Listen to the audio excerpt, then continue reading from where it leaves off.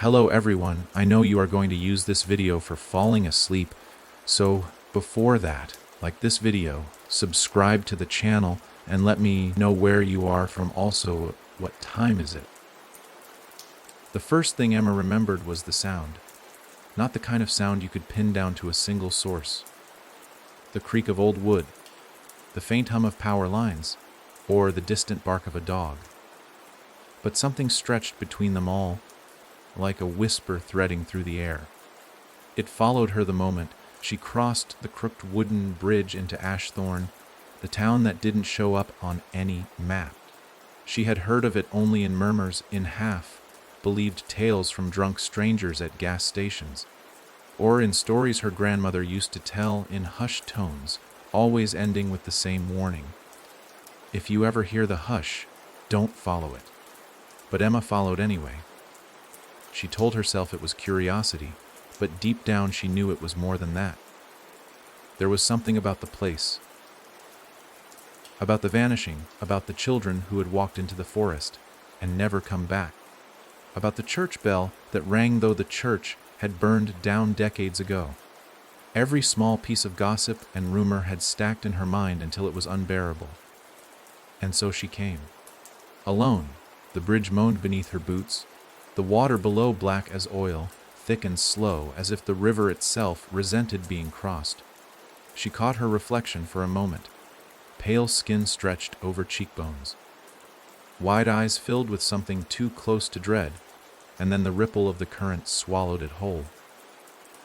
Ashthorne was not abandoned. That was the first surprise. She had imagined ruins, empty streets, the skeletal frames of houses leaning into each other, but no. There were houses with curtains drawn, porches with rocking chairs, chimneys coughing thin gray smoke into the air. Yet the silence was unbearable. Not a car, not a voice, not even a dog's bark. The only movement came from curtains twitching ever so slightly, like someone had just pulled away from peeking. She walked farther, her breath misting in the early dusk. The road curved into the town square, where a massive oak tree stood, its trunk split open as if struck by lightning, though no fire seemed to have touched the branches. Someone had nailed dozens of photographs into its bark. Faces, children, adults. Some new, some faded and curling at the edges. Each pair of eyes seemed to follow her, begging, accusing, warning. Her chest tightened. She almost turned back then, but the hush pressed at her ears again. It wasn't just sound, it was pressure, like the weight of invisible hands against her skull. It seemed to call, though not in words, never in words. A door creaked open nearby. Emma's head snapped toward it. An old woman stood at the threshold of a sagging house, her hair white and wild, her dress stained with what might have been years of cooking or something far darker. She didn't step outside, but her eyes, clouded, gray, and sharp all at once, locked onto Emma. "You shouldn't be here," the woman rasped. Emma swallowed hard. They'll smell you already." The woman cut in, her gaze flicking toward the tree as if afraid to look for too long. "They'll come when the bell tolls. Always do." Emma's voice cracked. "Who?"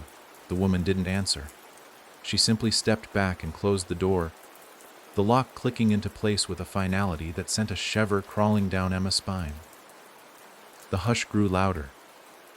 She forced her legs to keep moving, past the square, past shuttered windows and doors that looked as though they had been nailed shut from the inside. It was only when she reached the remnants of a church that her body froze. The stories had been right. The church had burned, but it hadn't collapsed. Charred beams leaned like ribs around the hollowed center, the bell tower still rising, impossibly intact. And there it was, the bell, hanging, waiting, though no rope swayed beneath it. Emma had barely taken a step closer when it tolled. The sound was not just heard, it was felt. It tore through her chest, rattled her teeth, made her vision blur. She fell to her knees, hands pressed to her ears, but it didn't help. The bell wasn't ringing in the air. It was ringing inside her skull. When it finally stopped, the silence was worse. The hush had changed. No longer a whisper. Now it was breathing. Emma scrambled to her feet, heart hammering, and that's when she saw them. At first, she thought they were shadows, but shadows don't move against the light. They seeped from the cracks between houses, from the alleyways, from beneath the split oak in the square. Tall, thin shapes, too long-limbed, too bent, as if their bodies had been poured into human forms but had never quite fit. Their faces, if they had faces, were shifting blurs, eyes glinting wetly before melting back into blackness. Emma stumbled backward, her pulse roaring in her ears. One of them lifted its head, tilting it like a curious dog. Then it spoke, not in words, not in language. But Emma understood. It was hunger, it was invitation, it was ownership, and the worst part was, it knew her name. She turned and ran, boots slamming against cracked pavement, lungs burning. The hush followed. Every corner, every street, the shapes multiplied, their limbs scraping against the walls, nails, or something like nails, clawing trails through the wood and brick. Emma didn't remember choosing the house she threw herself into. The door had been ajar, the inside dark and stale, with the scent of rot and mold.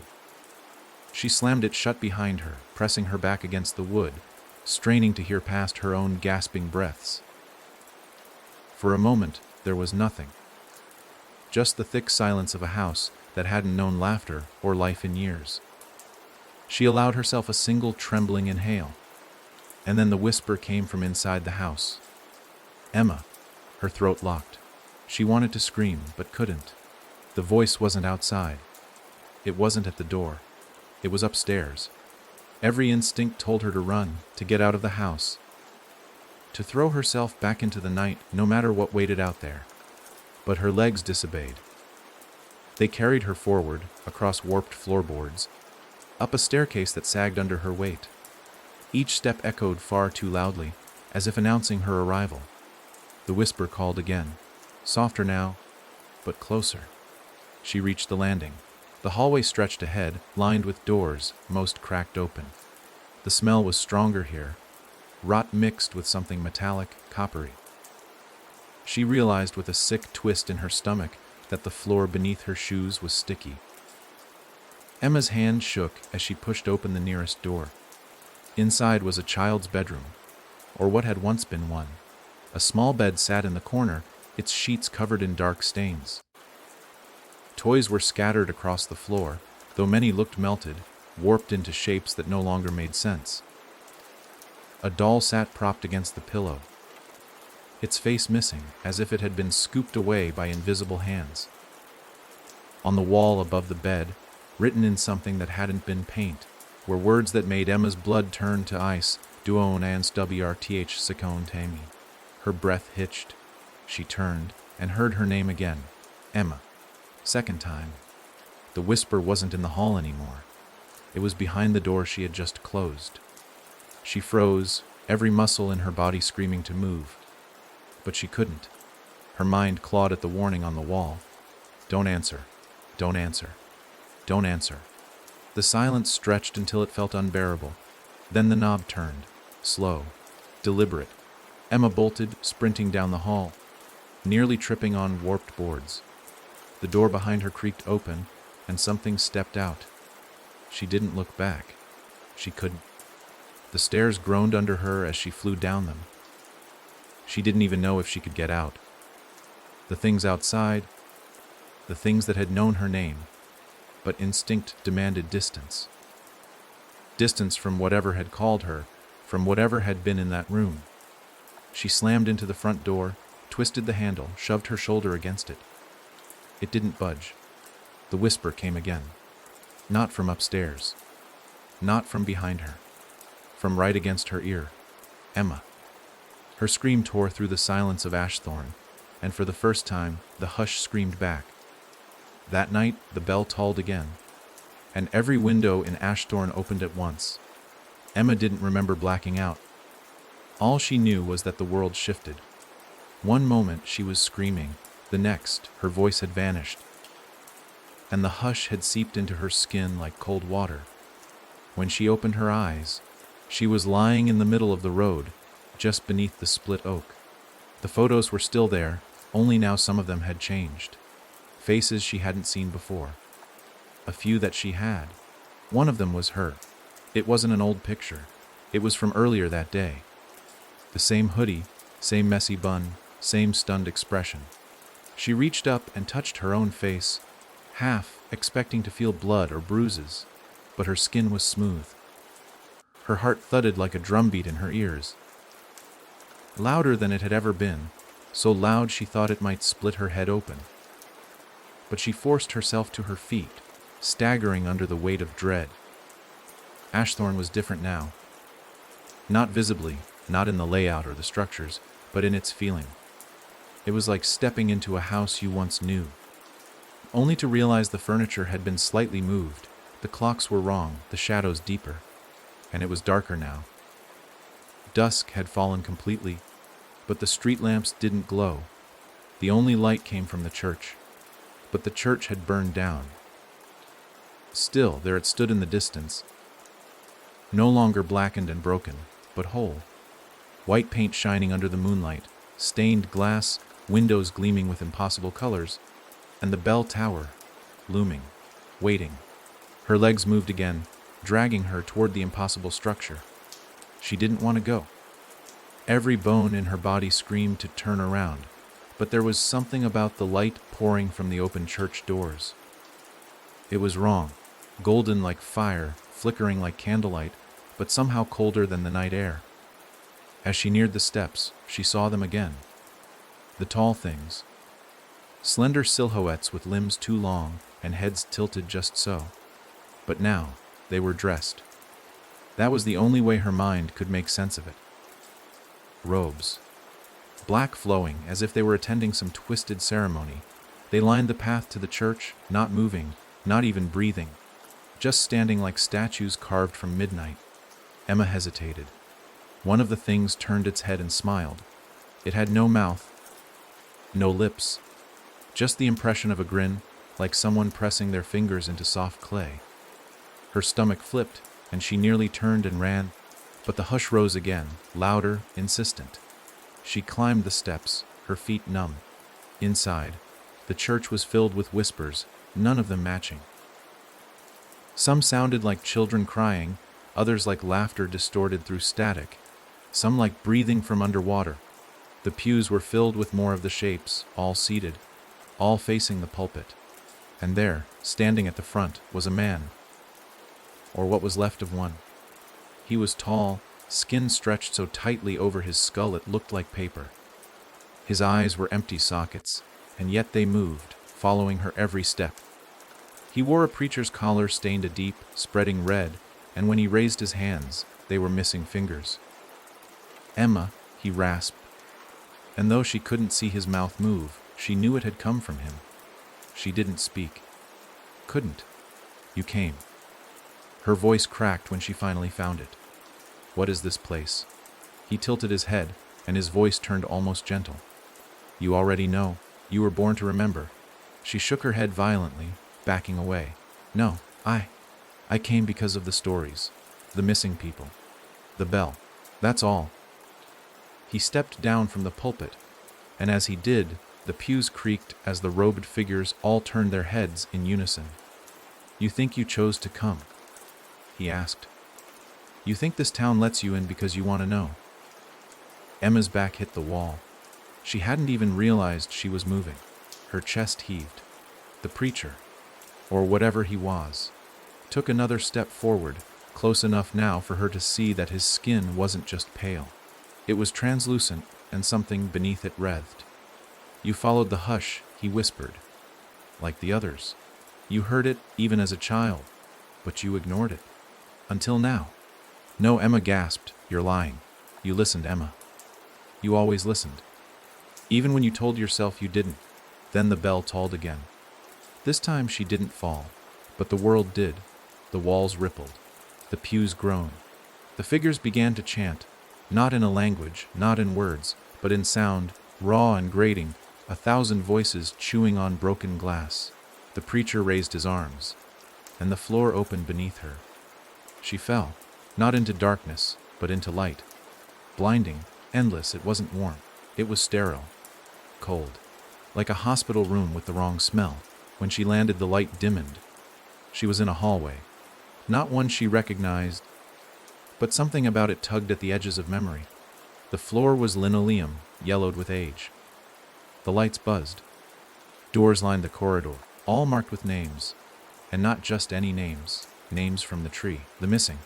She passed one labeled Thomas Whitley, age 6, another Isabel Dorn, 14, then Abigail Fielding, 33. Each door had a small, rusted slot for sliding something through. She reached one that stopped her heart, Emma Ashcroft. Her name, her full name. The door handle was warm, too warm. She pushed it open. Inside was her childhood bedroom, every detail exact. The chipped desk where she used to draw. The torn stuffed rabbit on the shelf. The poster of a band she hadn't thought of in years. It was her room, but wrong, because someone was sitting on the bed. Emma stared. The girl looked like her, but younger, 8, maybe 9 years old. She sat cross-legged, staring at the wall, humming a tune Emma couldn't place. "Hello," Emma whispered. The girl turned. Her eyes were empty. Not blind, hollow. "They never stop calling," the girl said softly. "Even when you sleep, even when you grow up, they call and call and call." Emma's mouth went dry. "Who are you?" The girl smiled, the skin around her lips cracking. "You left me here." The walls shook again. The light flickered. The humming started to sound like screaming. "I don't understand," Emma begged. "I never," but she did. A memory, buried, suffocated, clawed its way to the surface. The forest. The day she wandered in. The day she heard the hush for the first time. A door that wasn't there before. A voice calling her name. A bell. And then nothing. She had forgotten, or had been made to forget. The girl stood. Blood dripped from her hands. "You let them in."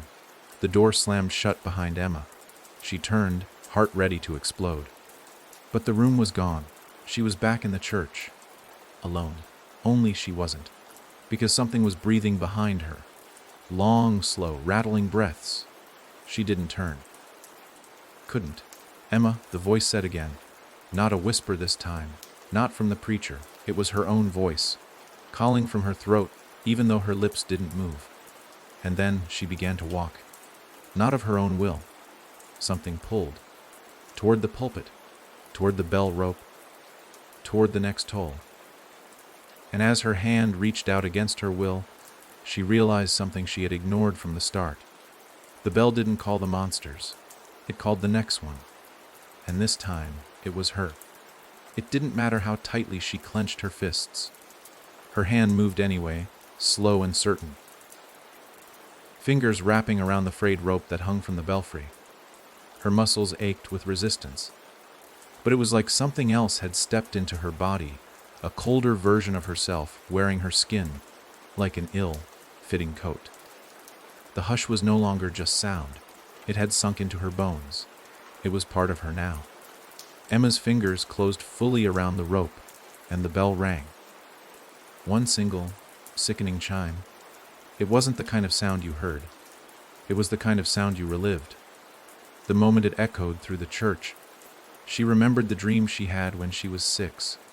The dream she told her mother about, crying and inconsolable. A long hallway, flickering lights, doors with names. A little girl with her face but wrong. That wasn't a dream. That was a warning. A memory, a moment of crossing. And now, she had rung the bell. Again. The world didn't collapse this time. Instead, it stretched. The church walls pulsed as though made of wet paper, breathing with every second that passed. The robed shapes that filled the pews began to rise, limbs unfolding in ways that defied anatomy. Their heads tilted back in unison, and a low moan began to build. Not from their throats, but from somewhere beneath the floorboards. Emma stumbled back from the rope, gasping as control of her body returned. She had only one thought: leave. Find the bridge. Get out. She ran, the echo of the bell still vibrating through her teeth. As she bolted through the church doors, the town had changed again. It wasn't Ashthorne anymore. Or if it was Ashthorne inside out. The buildings still stood, but they looked aged by centuries, their walls cracked and breathing, pulsing with a sickly light that glowed from within like the town itself was alive. The air smelled of iron and wet leaves, like freshly turned grave soil. But the worst part wasn't the way the buildings leaned, or how the sky had turned a bruised black, purple overhead. The worst part was the people. They were out now, dozens of them, hundreds, standing in the streets, staring. Some wore old-fashioned clothes, stiff collars and torn suspenders. Others wore what looked like school uniforms from decades ago. A few wore modern hoodies and jeans, blood spattered and ragged. Emma knew then, these weren't just residents. These were the missing, the children, the adults. The names from the oak tree. They didn't speak, didn't move. Just watched her with blank, glistening eyes that reflected no light, like deep wells filled with something cold and endless. Emma forced herself to walk, slow and careful. She knew if she ran, they'd follow. Her boots scraped the gravel, every sound swallowed by the hush that hung heavier than ever before. Then she saw her, standing at the edge of the town square by the split oak, the old woman, the one who warned her. Only she wasn't old anymore. Her face was smooth now, too smooth. Her hair, once white and tangled, had turned the color of charcoal and fell perfectly straight. Her eyes were pitch black, bottomless, and she was smiling. "You rang the bell," she said, her voice syrupy and low. "You opened the door again, just like before." "I didn't mean to," Emma whispered, barely able to hear herself over the thudding of her heart. "No one ever means to," the woman said, stepping forward. The townspeople behind Emma didn't move, but she could feel them breathing. Inhale, exhale, inhale, exhale, as if their lungs were connected. The woman leaned in closer. "But you did it. And now it begins." Emma backed away. "Begins? What begins?" The woman's smile stretched.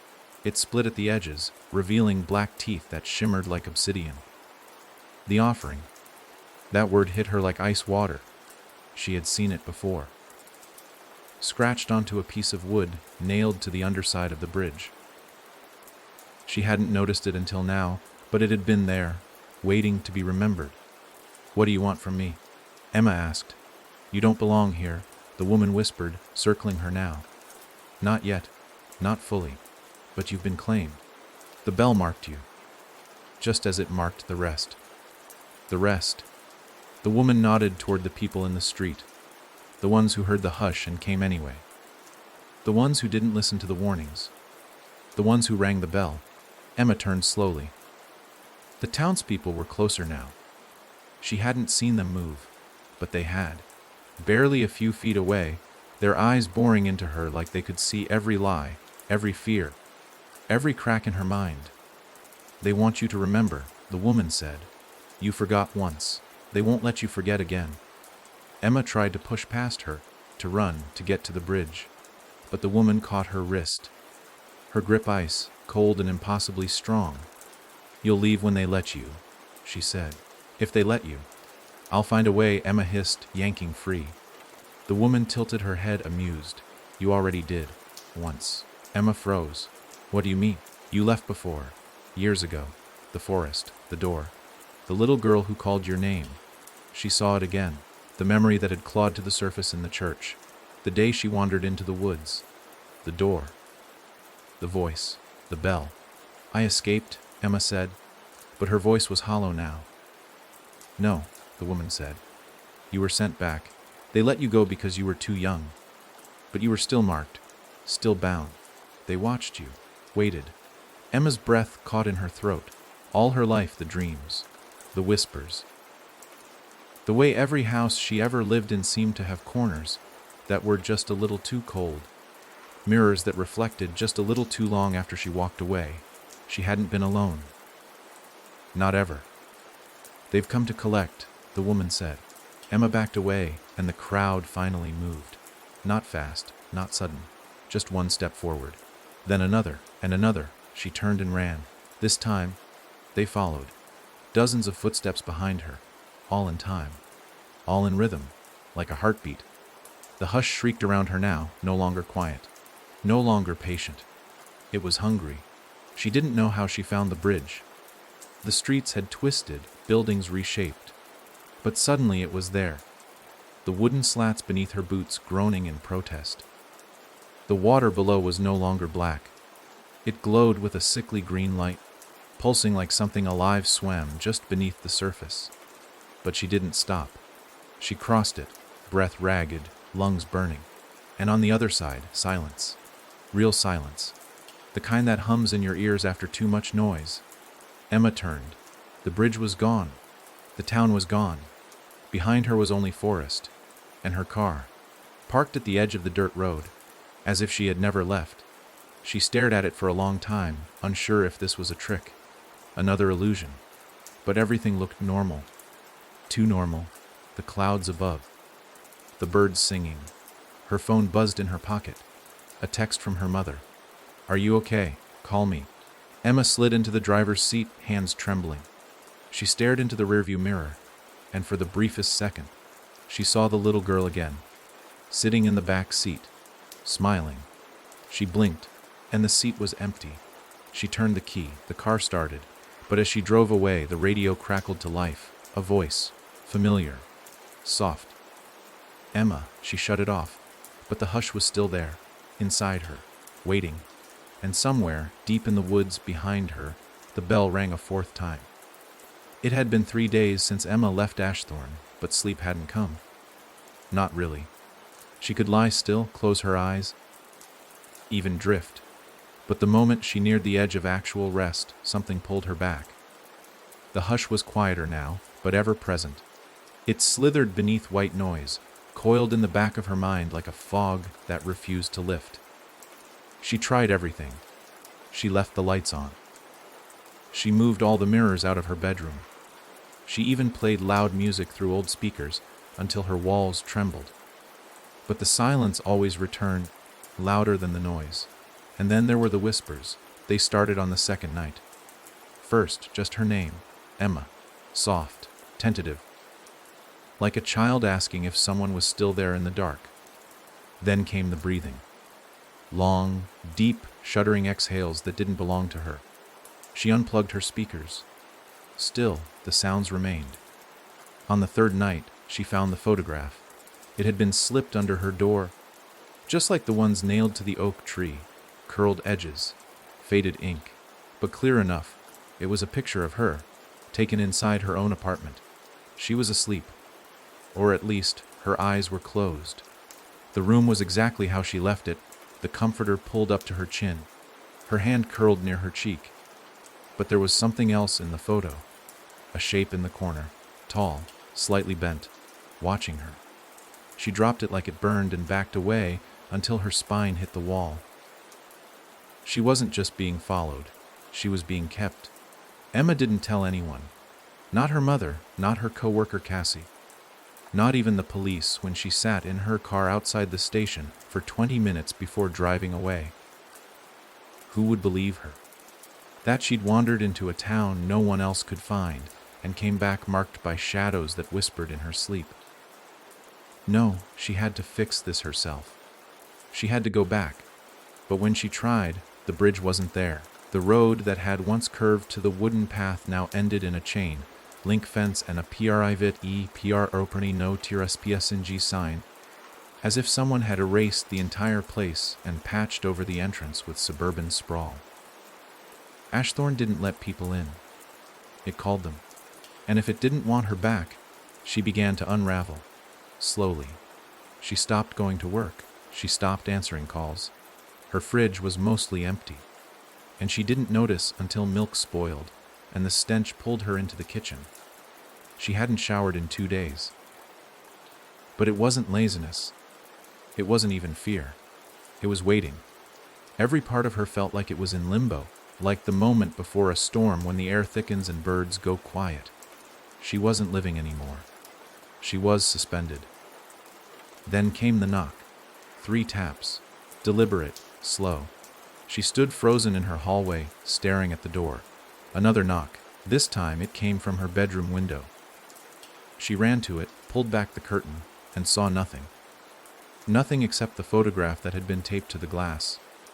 A new one. This one was taken from above. She was standing in the kitchen, her back to the camera. Her head tilted slightly. In the photograph, her mouth was open, like she was screaming, but she had no memory of that moment. Emma backed away, heart pounding, fingers shaking. She didn't scream. Screaming wouldn't help. The apartment lights flickered. For a second, they all died, and in that second, the hush was so loud it made her ears bleed. She felt the pressure in her head, like hands squeezing her skull. And then, the lights came back. And the apartment had changed. It was subtle at first. The shadows in the corners stretched too far. The hallway looked a bit longer than it had been. The mirror near the entryway reflected her room before the flicker, not after. She was still in her home, but not in her world. The television turned on by itself, static, then a face, not her own. The girl, the younger version of herself, blood on her cheeks, eyes dark. "You came back," the girl said through the screen, "but you brought something with you." Emma stepped back.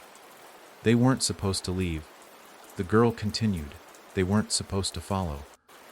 But the bell opened the gate. "You rung the bell." "I didn't know," Emma shouted. The girl smiled, not cruelly, almost sadly. "They don't care what you know. They only care what you hear. And you heard them. You always have." Then the screen cracked, lightning, fast, the face distorting. A long, jagged hand reached out of the static. Emma turned and ran for the front door. Locked. Deadbolt spun on its own. She screamed, throwing her shoulder against it, but the door didn't budge. The apartment began to darken. The light fading not from the bulbs, but from reality itself. And then the apartment breathed. A low, inward sigh that sucked the air from her lungs. She collapsed. Her eyes fluttered. She tried to crawl, but the floorboards beneath her palms were wet and warm. When she looked up, the walls of her apartment had peeled away. Ashthorn stood around her again. This time it had grown. The buildings now towered, warped into impossible angles. The streets were twisted spirals, not roads. The sky overhead was wrong, bruised and swirling with stars that moved too fast. And across from her, standing in the center of the square, was the preacher, no longer bound by human skin. His bones showed through in places, wrapped in cords of black veins that pulsed like cables.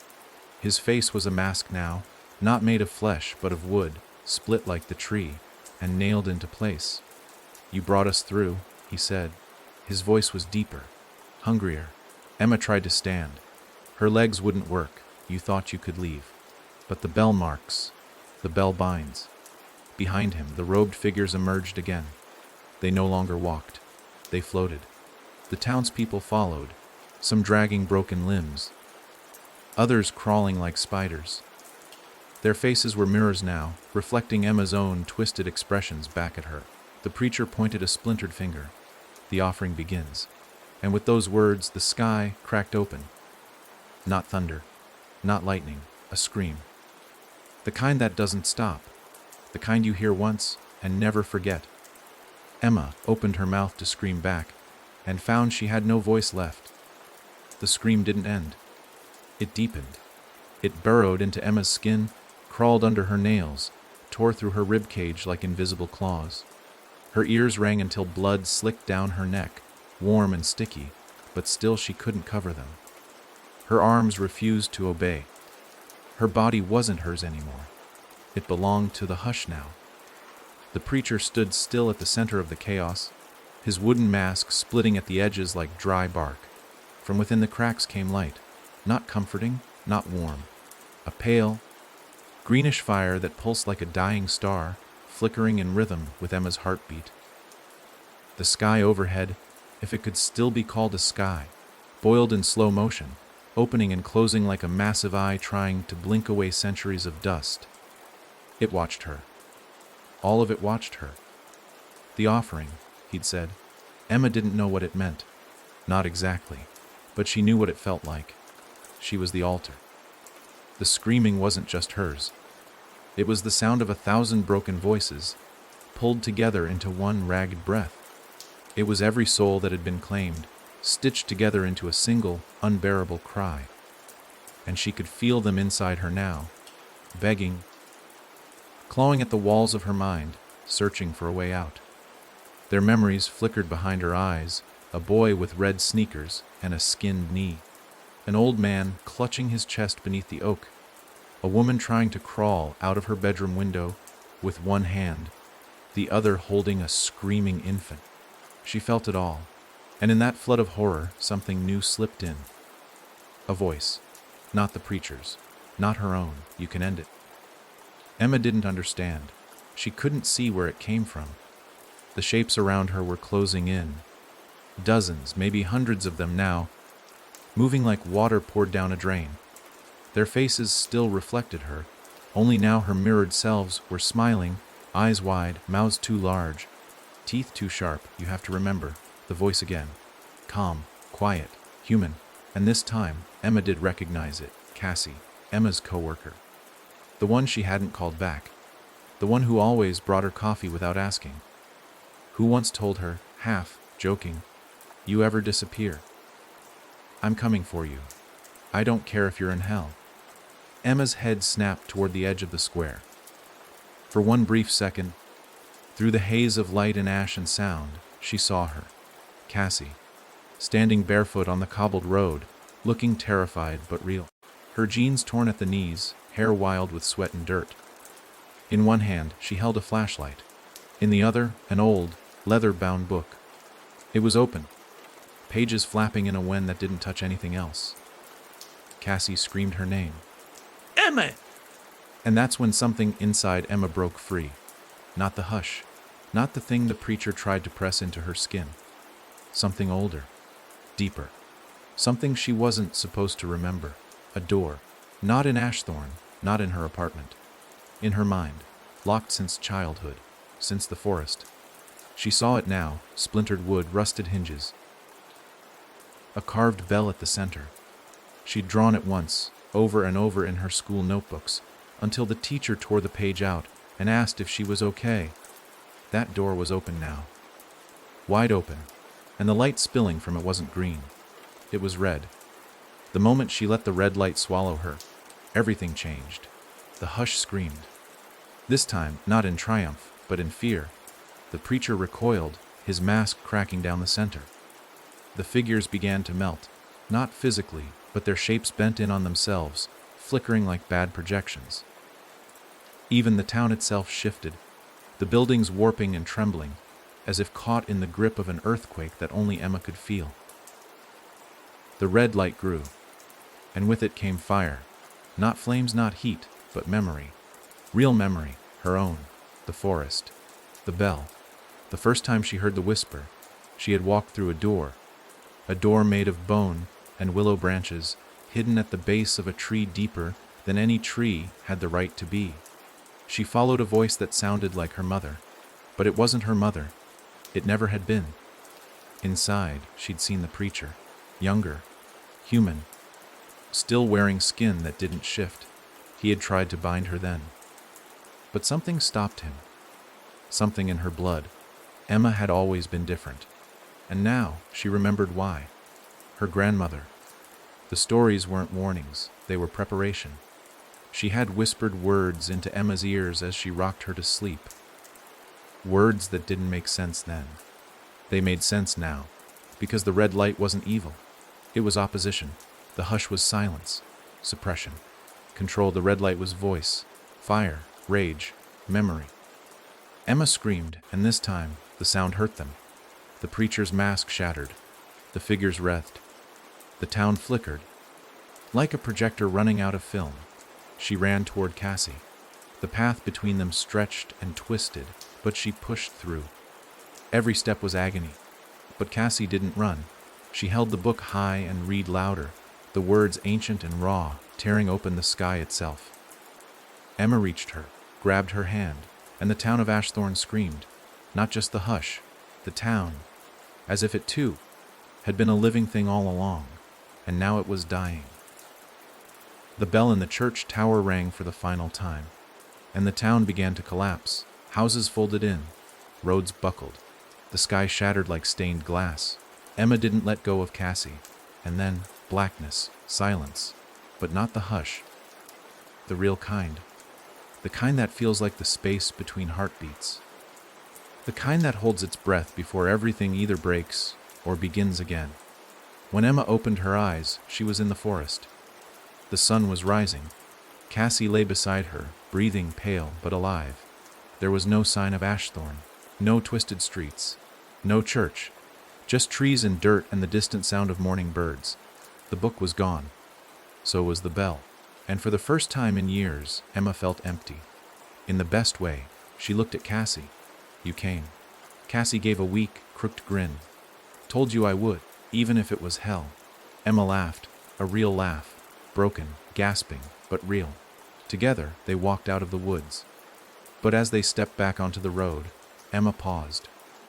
In the distance, just behind a curtain of trees, a breeze picked up, and carried with it, just for a second, a whisper. Her name. But this time, she didn't listen. She kept walking, and the hush stayed behind. Cassie didn't sleep after they left the forest. Even though Emma did, they reached a motel half a town over, a sad little place with flickering neon and carpets that smelled like mildew and stale cigarettes. But to Cassie, it was paradise, because it had locks, walls, and lights that stayed on when you hit the switch. Emma had collapsed on the bed the moment her head touched the pillow, her body finally giving in to whatever nightmare had gripped her for days. But Cassie, she couldn't, because the truth was, she hadn't saved Emma by accident. She had known where to look. And now she couldn't stop remembering what she'd seen while Emma slept. It began the day Emma vanished. Cassie hadn't heard from her in 3 days. Not a text. Not a call. Nothing. It wasn't like her. Emma wasn't exactly the warm and fuzzy type, but she checked in.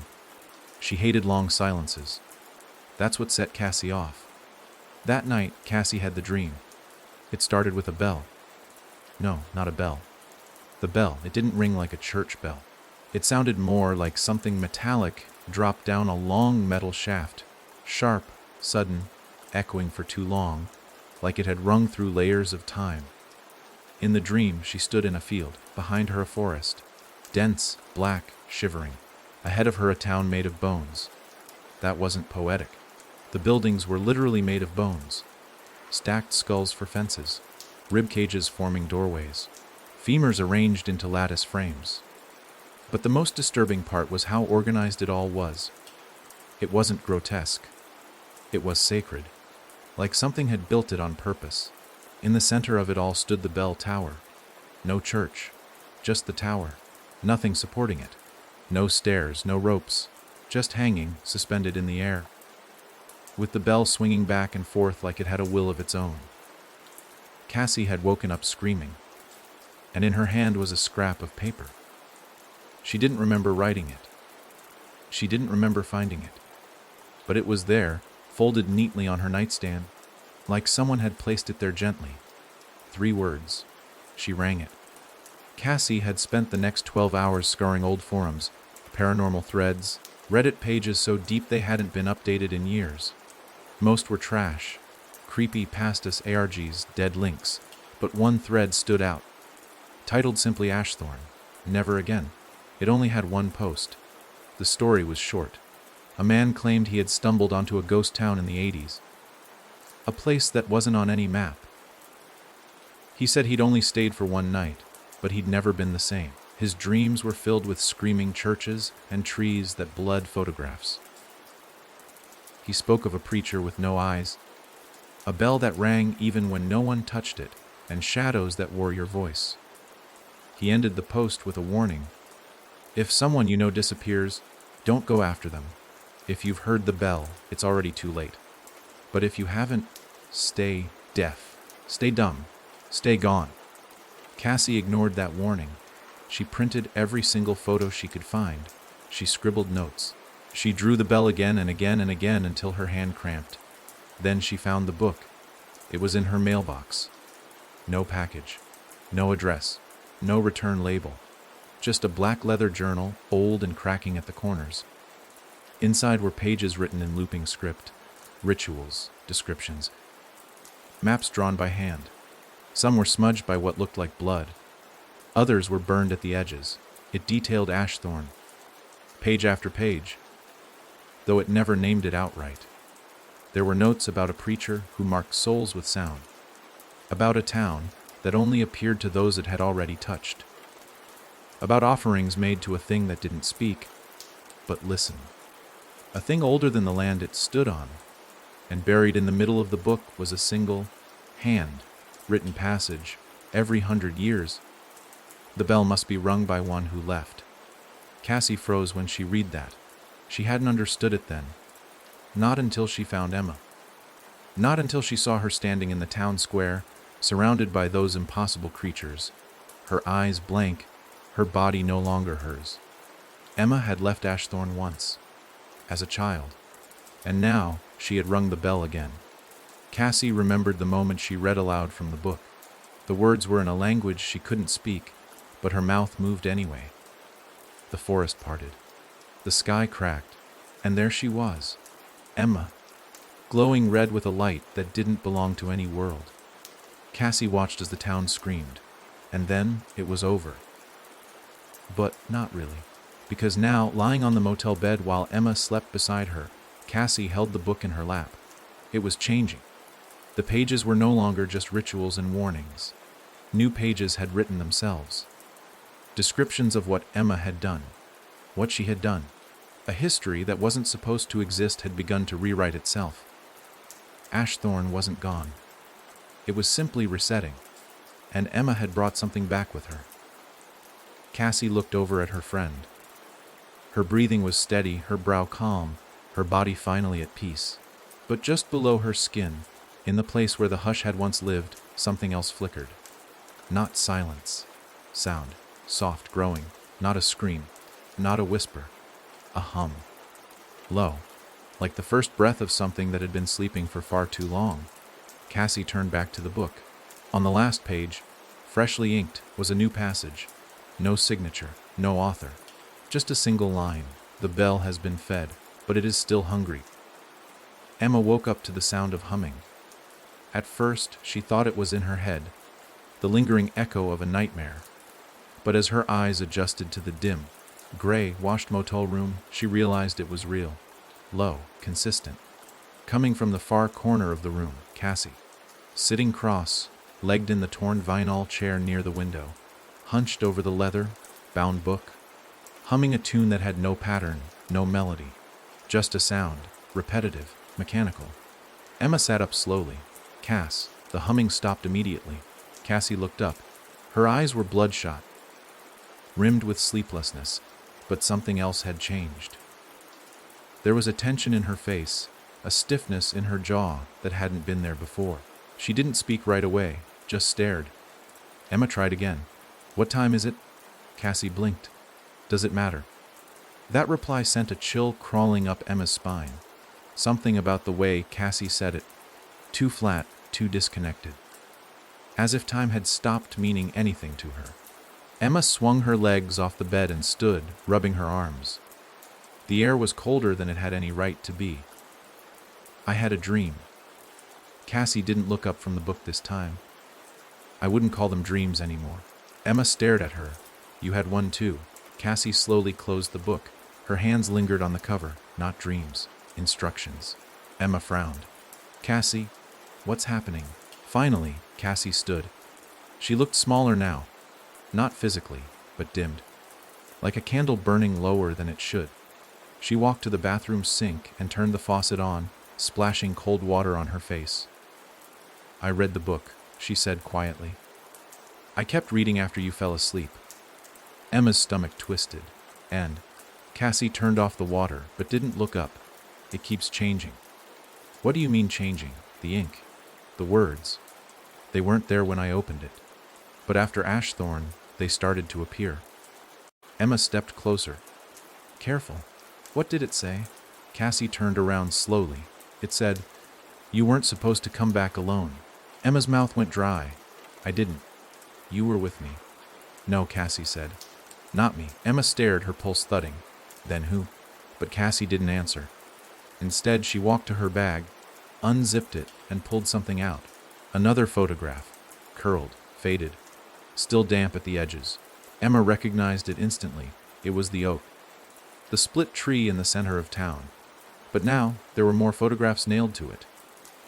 Hundreds more. Too many.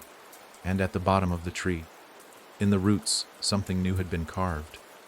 Words. A name. Cassie's.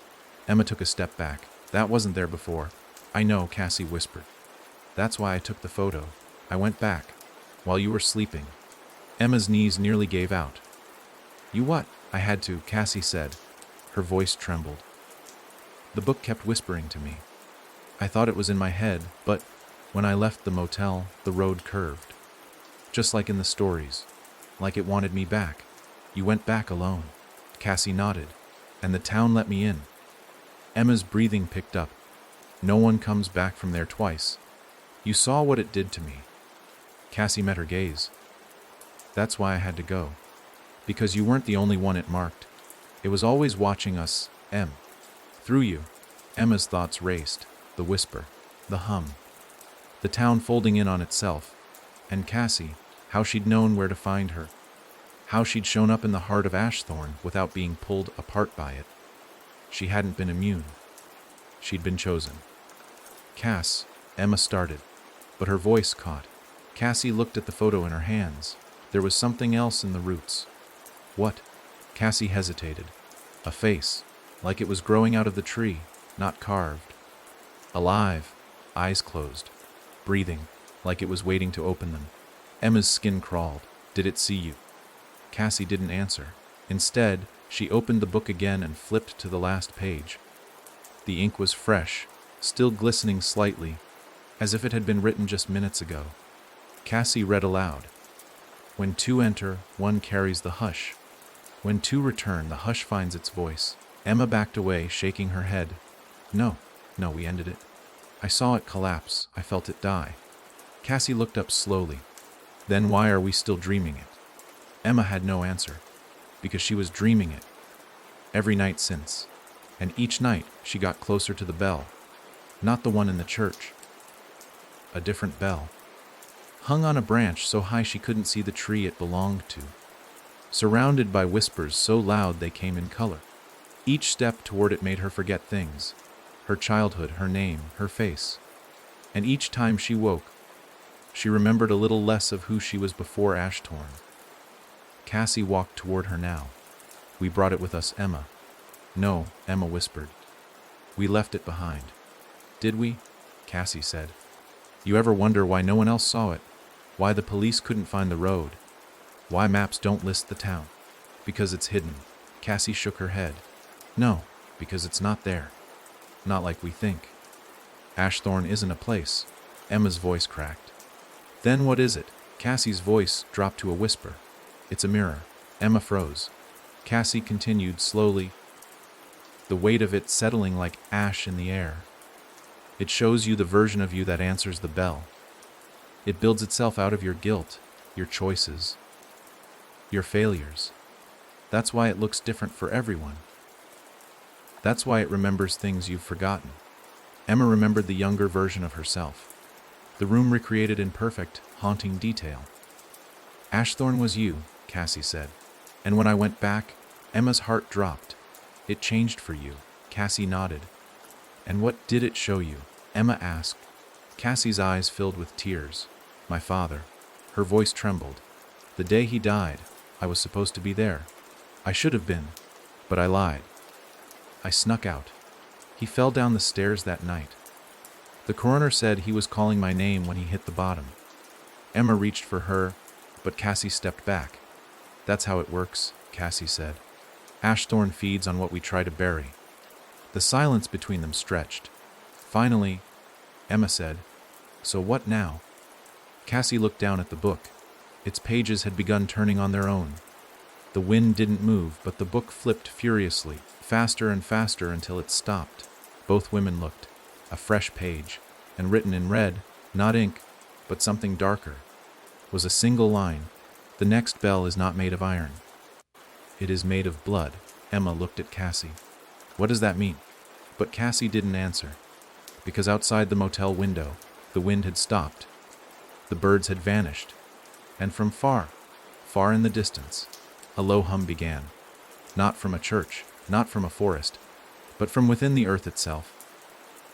Like the world was remembering something it was never meant to. The hum was not coming from outside. Emma realized it as soon as she stood up from the bed. It vibrated through her ribs, rattled in her molars, curled inside her lungs like it was being exhaled through her. Cassie felt it too. She pressed a palm to her chest and winced, her eyes wide, the book trembling in her lap as if reacting to the sound. It wasn't a hum anymore. It was a pulse, slow, rhythmic, alive. The motel window fogged over, even though the night air was dry. Words began to bloom on the glass, as if an invisible finger were writing from the other side. Emma's heart seized as she read them, The bellowed bell, isors. She backed away instinctively. Cassie slammed the book shut and gripped the edges so hard her knuckles went white.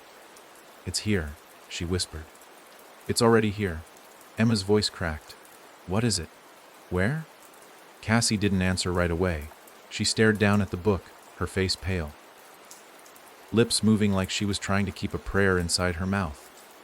Then she said, "It's not a thing you find.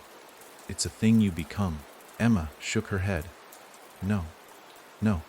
I'm done with this. I'm done. We're not going back. We're not ringing anything." Cassie's eyes flicked up. "Emma, what? You've already rung it." The air went still. Emma's stomach dropped. "What are you talking about?" Cassie's voice was barely a whisper. "When you screamed." Emma stared at her. "That wasn't a bell. That was your voice." Cassie stepped forward, her hands trembling. The red light. The preacher recoiled. The town folded in on itself. That was you ringing the blood bell. Emma's throat closed. She remembered the moment. The scream tearing through her like it didn't belong to her body. The way the preacher's mask cracked, the figures melting. "You brought it here," Cassie said softly. "You carried it out with you." Emma staggered back until she hit the wall. No. "I didn't," Cassie cut her off. "It's not your fault. You didn't know. But the book says once the blood bell rings, the hush can't hold itself anymore. It spreads." Emma pressed her hands to her ears, but the pulse inside her chest grew louder. She could feel it behind her eyes now, in her teeth, in her tongue. A second heartbeat. Not hers. "What does it want?" she whispered. Cassie swallowed hard. "A host." Emma's eyes snapped up. "Me." Cassie's jaw clenched. "Or me. Or both." The book's not clear. As if summoned by the word, the pages began to turn on their own again. Faster, until they stopped on a page Emma hadn't seen before. It wasn't text this time. It was a drawing. A tree. Not the oak in the square. Something bigger. Older. Its roots spiraled like veins through the earth. Hanging from one of the upper branches was a bell, dark and glistening. Not iron, not metal at all. Flesh. Veins trailing from its base like dripping threads, and beneath it stood two figures. Their outlines were blurred, their faces were blank. But Emma knew. It was her and Cassie. The caption beneath read W love TW Retaran Hanan TW Ready RN Oni Stas Owen B Kamas Tichi Bell. Emma stared at the image, her stomach twisting violently. "What does that mean?" Cassie's voice cracked. "It means one of us isn't leaving again." The hum rose, a low drone that filled the motel room like smoke. The lights flickered once, twice, and then the room wasn't the motel anymore. It was the forest, but not the forest they'd known. This one was red, every tree like a giant vein pulsing slowly. The ground soft and warm, slick beneath their shoes. The sky above wasn't sky at all. It was a vast, dark cavern lined with roots like worms, dripping a thick, black liquid that hissed when it hit the ground. Emma grabbed Cassie's arm. "We're not asleep." Cassie nodded, her lips pale. "No, it brought us." In the distance, something moved. A massive shape shifting between the trees, too large to be human, too thin to be an animal. Its head brushed the branches as it passed, its limbs clicking softly like spider legs. Emma whispered, "Is that Cassie nodded once. It's what listens. The creature stopped. Slowly its head turned toward them. Its face was blank. No eyes, no mouth. Just smooth flesh stretched taut, trembling as if something inside it was trying to push out. The hum vibrated through its body, a living speaker, and then, from deep within it, came a sound. The bell. Not a ring, not a chime. A low, wet toll, like someone striking meat with a hammer. The trees trembled. The ground pulsed. Cassie grabbed Emma's hand. Run. They did, but the forest moved with them. Each time they took a step, the trees rearranged, the path closing, the roots rising. The hum grew louder until Emma's vision blurred. She stumbled, falling to her knees. The creature's voice filled the air, not in words, but in a vibration so strong her bones rattled. Cassie dropped beside her. Emma, listen to me. I can't, Emma gasped. It's too loud. Cassie gripped her face, forcing Emma to look at her. This isn't Ashthorn. This isn't the town. This is you. It's showing us what it wants. Emma shook her head. I don't understand. Cassie's grip tightened. It wants a bell. You're already ringing it. It wants to finish. But you can stop it. How? You have to give it something it can't hold.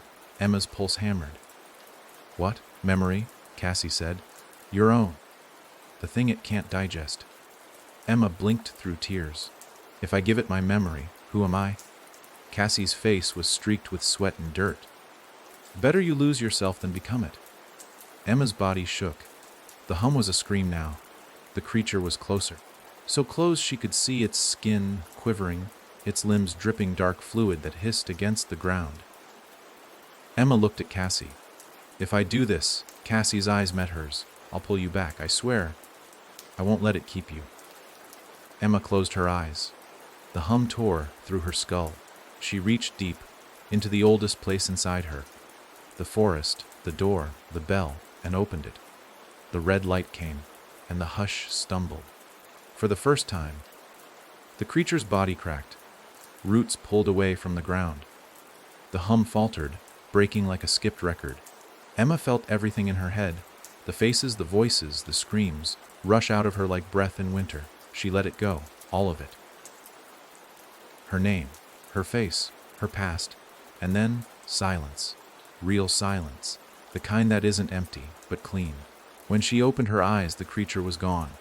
The forest was still. The red had faded. Cassie was kneeling over her, shaking her. Emma! Emma! Wake up. Emma blinked. She didn't know who Emma was. She didn't know who she was. But she was alive, and the bell was silent. For now. Cassie could feel it the moment Emma opened her eyes. Something was missing. Not just a small piece, not a forgettable detail like a childhood pet or an old birthday party. No, this was heavier. Deeper. The light in Emma's gaze had changed. There was no recognition, no fear, no anchor, just blankness. And beneath that, a hollow quiet so profound it made Cassie want to scream.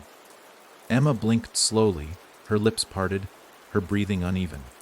She looked at Cassie as if trying to place her, the way a stranger might glance at a face that seems familiar, but can't quite be placed. Her body remained still, but her eyes scanned the strange woods they'd woken up in. Still red, still pulsing, though fainter now. Like whatever had kept it alive was slipping away. Cassie whispered, Emma. Emma didn't respond. Cassie leaned in. Do you know where you are? Emma's brow furrowed. No. Should I? Cassie's stomach turned. The creature, the hush, the listening thing, the bell, it hadn't taken her life. It had taken her identity. You're safe now, Cassie said quickly, even though she wasn't sure if that was true. You did it. You stopped it. Emma tilted her head, curious. What did I stop? Cassie hesitated. The answer weighed too much. How do you tell someone they burned down the thing that had haunted them their whole life? How do you explain that they were the flame and the wick all along? You rang the bell, Cassie said softly. The final one. It tried to keep you, but you gave it something it couldn't hold. Emma blinked, but the words meant nothing to her. Who are you? Cassie's breath caught. She'd been prepared for this, or thought she had. She'd read the book. She'd watched the drawings reshape themselves, showing the outcome again and again. Emma giving up memory to kill the hush. But reading about it and living through it were two very different things. "I'm your friend," she managed to say. "I came to bring you back." Emma looked down at her hands, palms facing the sky. "I don't remember that." Cassie stood and offered her a hand. Emma hesitated, then took it. Her grip was light, like someone not used to holding on. Cassie helped her to her feet, and for a brief moment, the woods around them pulsed brighter. Red veins curled inward. The trees shrank back. Ashthorn, or whatever version of it this was dying. They walked in silence. Cassie guided Emma through the fading woods. No more whispers. No more twisted shadows. The hush had been severed from its host. Emma was empty now, but empty like a cleared page. Blank, yes, but capable of being filled. Cassie kept the book clutched tightly in her other hand, its leather cover warm against her skin. It, too, had changed. Its pages no longer turned on their own.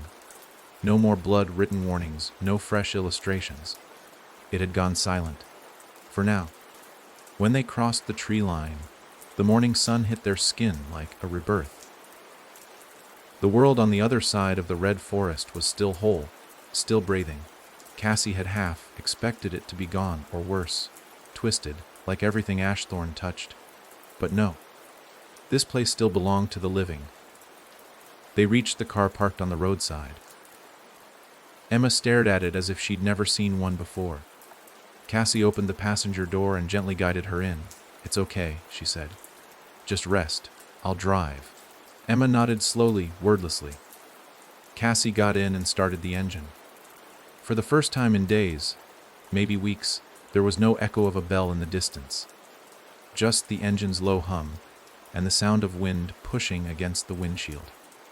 Halfway down the road, Cassie glanced at Emma. Her head rested against the window, eyes closed, fingers twitching faintly in her lap. "Do you feel anything?" Cassie asked. Emma's eyes opened. "Light," she said. "Like I'm not real." Cassie gripped the steering wheel tighter. "You're real? You're here. I won't let anything take you again." Emma turned her head, studying Cassie's profile. "You cry in your sleep," she said quietly. Cassie flinched. "What, last night?" Emma murmured. "You cried out. You said a name. Lena." Cassie didn't answer at first, then she exhaled. "Lena was my sister." Emma blinked. "Was?" Cassie nodded. "She disappeared when I was 11. Everyone thought she ran away. But I remember there was a bell. A sound no one else heard. I used to think I imagined it. Until I met you." Emma looked down at her hands again, as if searching for something inside her palms. "Do you think I'll ever remember who I was?" Cassie hesitated. "I don't know. But maybe you're not meant to. Maybe you're supposed to be someone new now." Emma didn't respond, but she nodded. They didn't speak the rest of the drive. That night, Cassie didn't sleep. She sat on the motel balcony, the book in her lap, staring at the stars. But there were less stars than usual. Gaps in the sky that hadn't been there before, blank patches like missing teeth, and in the silence, a new sound began. Not a bell, not a hum, a voice. It came from inside the book, not loud, not frightening, a child's voice, soft, curious. "Where did she go?" it asked. Cassie opened the book. The pages were blank, every single one, except for the last. A single line, freshly written, "The hush is dead. The echo remains." Cassie shut the book quickly. She went back inside and lay beside Emma. She didn't sleep. She just listened. Because sometimes, the most terrifying thing isn't what you hear. It's what you don't. 3 days passed. Emma hadn't spoken more than a sentence at a time. And when she did, her voice was slow, detached, like she was reading from a script someone else had written. Cassie didn't push. She cooked. She kept the lights on. She played the old records Emma used to love, hoping some small rhythm or lyric would unlock something familiar. But there was no spark, no flicker of recognition. Emma moved through the motel room like a ghost, not in body, but in spirit. She was here, but not hers. Cassie couldn't sleep. Not because she was afraid, though she was, but because something was building in the quiet. It wasn't the hush. Not exactly. The hush was gone, severed like a rotten limb. But what it left behind was worse in a way. The echo wasn't loud. It didn't haunt like the hush did. It waited, and on the fourth night, it began to speak. It wasn't a voice in Cassie's ears. It was in the motel room. In the way the shadows gathered behind Emma's reflection in the mirror. In how the television flickered static, but only when Cassie passed by. In the low rattle of pipes that seemed to groan in a language she couldn't understand, until she realized it wasn't gibberish. It was a name. Her own, over and over, drawled out like it was being remembered from a long-forgotten place.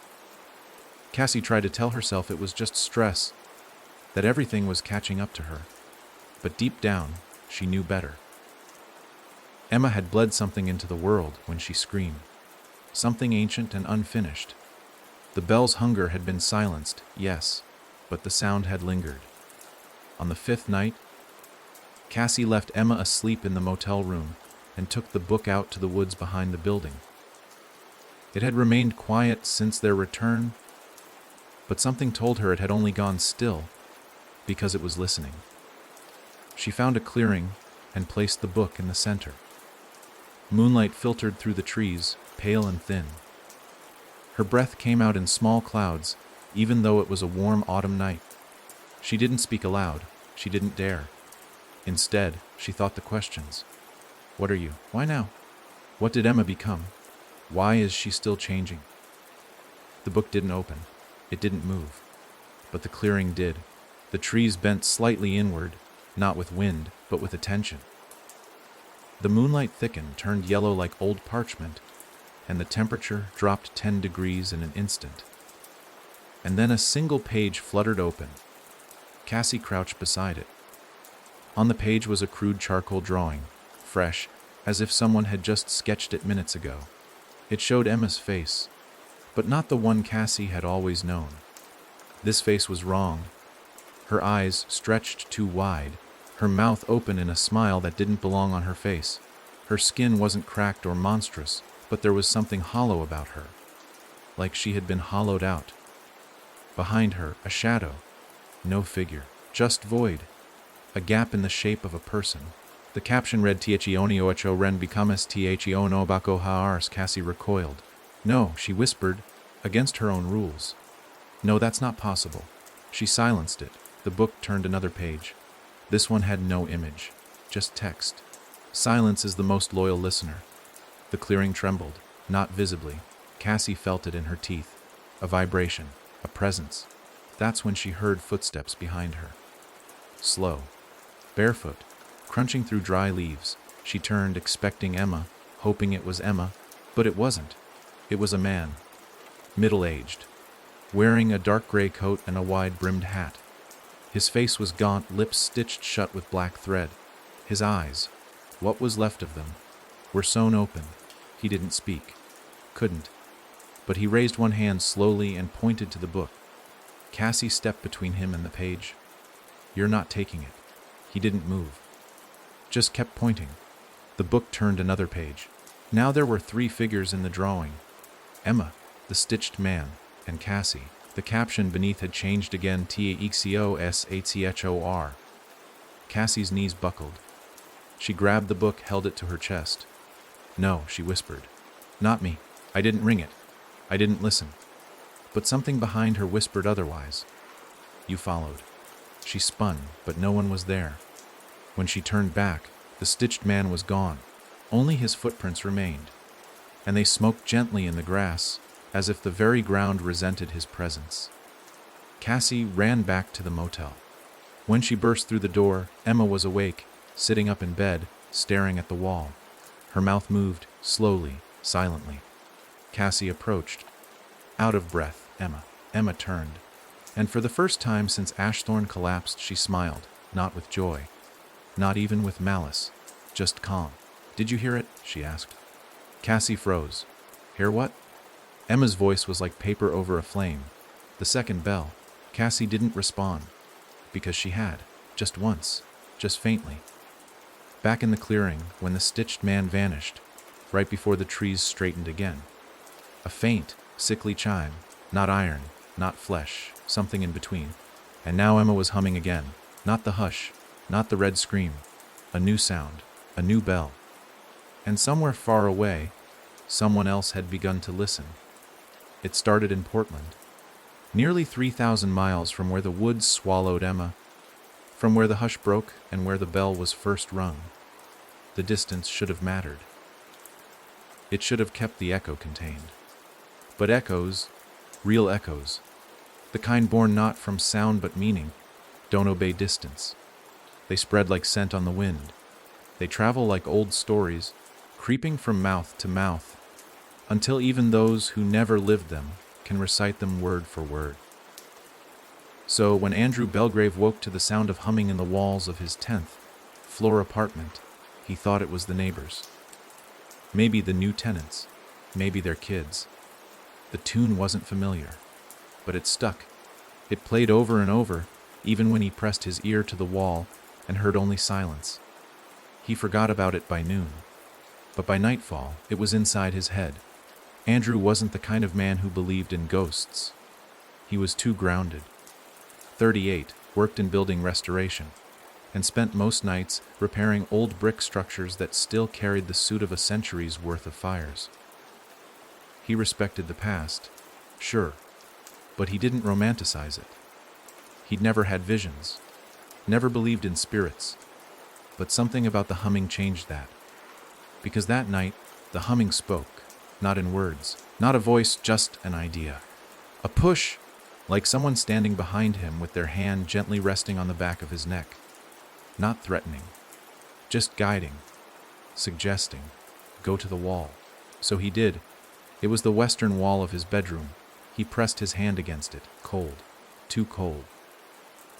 The kind of cold you'd expect from concrete after a blizzard, not a plaster wall in October.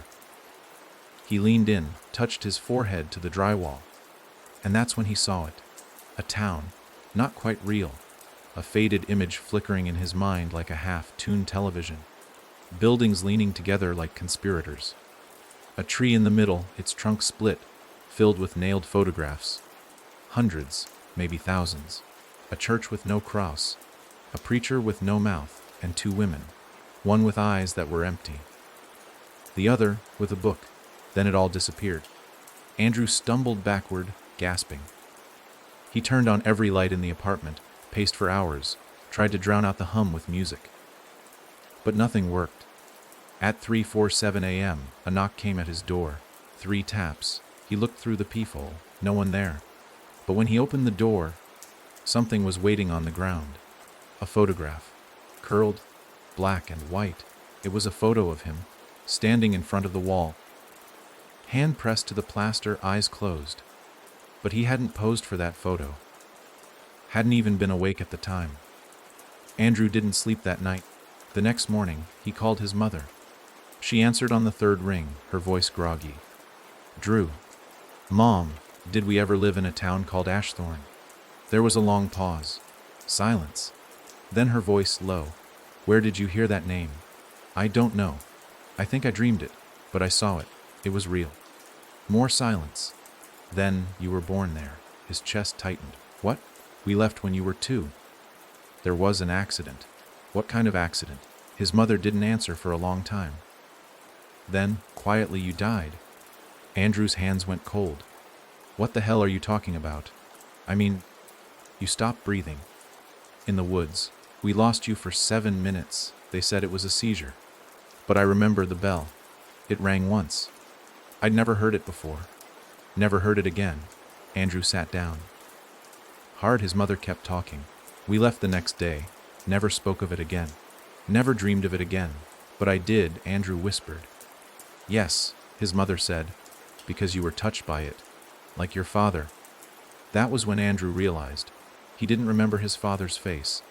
He remembered pictures. But not him. Was he part of it? Andrew asked. There was a pause. Then he never left the town. But you said we moved. I mean, he never left. Not really. Not in his mind. Not in his sleep. It stayed with him. Just like it's staying with you now. Andrew sat in stunned silence. Before his mother hung up, she said one last thing. "If you hear it ring twice, don't answer the third." He dropped the phone. The wall behind him was humming again. He stared at it for a long time, frozen, breath shallow, and then, without meaning to, he pressed his hand to the surface again. The wall pulsed. It felt like skin. Then it whispered his name. Across the country, in the motel where Emma and Cassie slept, a moth beat itself against the window screen. Cassie had dozed off in the armchair, the book clutched loosely in her hands. Emma opened her eyes. She looked at the mirror across from the bed. Her reflection was not hers anymore. It smiled and hummed. The mirror didn't break, but something inside Emma did. She stared at her reflection, watching it tilt its head just slightly ahead of her, blink slower than she did, and smile with a patience that chilled her marrow. It wasn't imitation, it was anticipation. As if the reflection wasn't trying to mimic her, but rather waiting for her to catch up. Emma reached for her face, fingertips brushing over her own skin, searching for some difference. But her reflection didn't follow. It kept smiling, frozen still. She whispered Cassie. Cassie stirred in the armchair, groggy, her eyelids heavy with sleep. Emma's voice barely escaped her throat.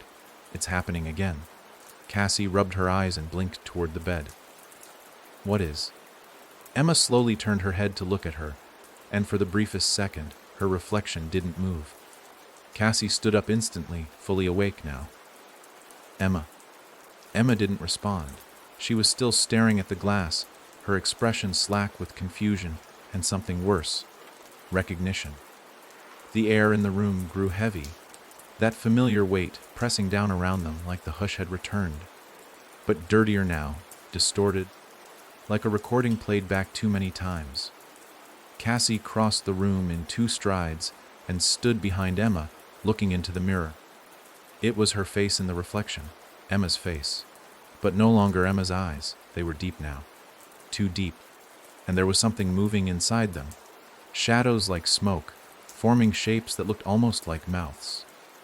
Cassie whispered, "Emma, step back." Emma didn't move. The reflection blinked once and then smiled wider. Cassie grabbed her shoulders. "Emma." Now, that broke the spell. Emma blinked, shook her head, and gasped like she'd been underwater. She stumbled away from the mirror and collapsed against the bedpost, clutching her temples. "I heard it," she breathed. Again, in the glass. Cassie backed away from the mirror, never taking her eyes off it. The echo. Emma nodded, shaking. "It's inside me. Not like before. It's not humming anymore. It's speaking." Cassie moved to the bathroom, grabbed a towel, and flung it over the mirror. It was an act of desperation, childish, even, but it helped. Somehow, it helped. The pressure in the room dropped slightly, but the book began to move again. Cassie looked down and saw the pages fluttering, one after another, as if being thumbed by an invisible hand. Then it stopped, open to a drawing neither of them had seen before. A man, his mouth sewn shut, his eyes forced open, standing in front of a tree not made of wood, but of limbs, arms and hands all reaching toward the sky, their fingers twisted together to form branches. Cassie exhaled. "He's coming." Emma whispered. "Who?" Cassie knelt beside the book, her voice thin. "The one who couldn't scream. The one who listened too long." The book trembled beneath her fingers. The caption under the illustration began to write itself, the ink bleeding in like sweat through cloth. "The listener is born from silence left too long in the throat. He is the reminder. He is the invitation." Emma flinched. "What does that mean?" Cassie stared at the drawing. "It means the hush didn't die, it split." Emma's breath hitched, and part of it stayed in me. Cassie nodded, heart pounding, and the other part went into someone else. Emma finished. They both fell silent. Miles away, in a dim apartment in Portland, Andrew Belgrave stood barefoot in front of his wall, blood trailing from both ears, his mouth now sewn shut by his own trembling hands. Not thread, hair, torn from his own scalp, twisted, knotted. His eyes were wide and dry and still. The mirror in his hallway showed nothing behind him. Just a flat, black absence. No room, no light, only the tree, its limbs reaching. And from somewhere inside him, the second bell began to toll. Back in the motel, Cassie grabbed her coat. "We can't stay here." Emma looked up, her voice hollow. "Where do we go?" Cassie didn't answer. She flipped the book shut, grabbed the car keys, and opened the door. A photograph fluttered to the floor. Emma bent to pick it up. It was a photo of Cassie, sleeping, in the chair, taken from inside the motel. And in the photo behind Cassie's reflection in the window was him, the listener, his eyes wide, his mouth sealed, watching. Andrew Belgrave stood motionless in front of the wall that had started humming 6 nights ago, though now the sound had become something worse than a hum. It was a memory of silence, a sound so familiar and ancient that it didn't feel like something you heard with your ears, but something you inherited, like an instinct buried under skin. His fingers twitched against his sides. Blood ran from the corners of his mouth where the makeshift threads of hair had sewn themselves tight. It had hurt at first. Now he didn't feel it. Pain had been replaced with something colder, something still. His reflection no longer followed him. It watched, always slightly off, as if the glass didn't understand what it was meant to mimic anymore. Behind his reflection stood the tree, not the one from the motel drawing, not even the oak Emma had seen in Ashthorne. This was older, bigger, made entirely of flesh and bone. Its branches stretched into the sky like screaming arms, the fingers gnarled and fused into jagged forks, each one dripping a dark, syrupy substance that smoked where it hit the floor. Andrew didn't remember stepping through the wall, but somehow he had. The air in this place felt wrong. Not heavy, but too thin, like he was breathing inside a dying lung. The tree pulsed slowly, and with every pulse, he remembered something he never lived. A girl standing in front of a cracked mirror, humming. A preacher with no eyes holding a book full of teeth. A scream so loud it fractured the air like glass. These weren't his memories, but they were his now. The tree groaned. Andrew dropped to his knees as his body spasmed, muscles twitching like strings being yanked.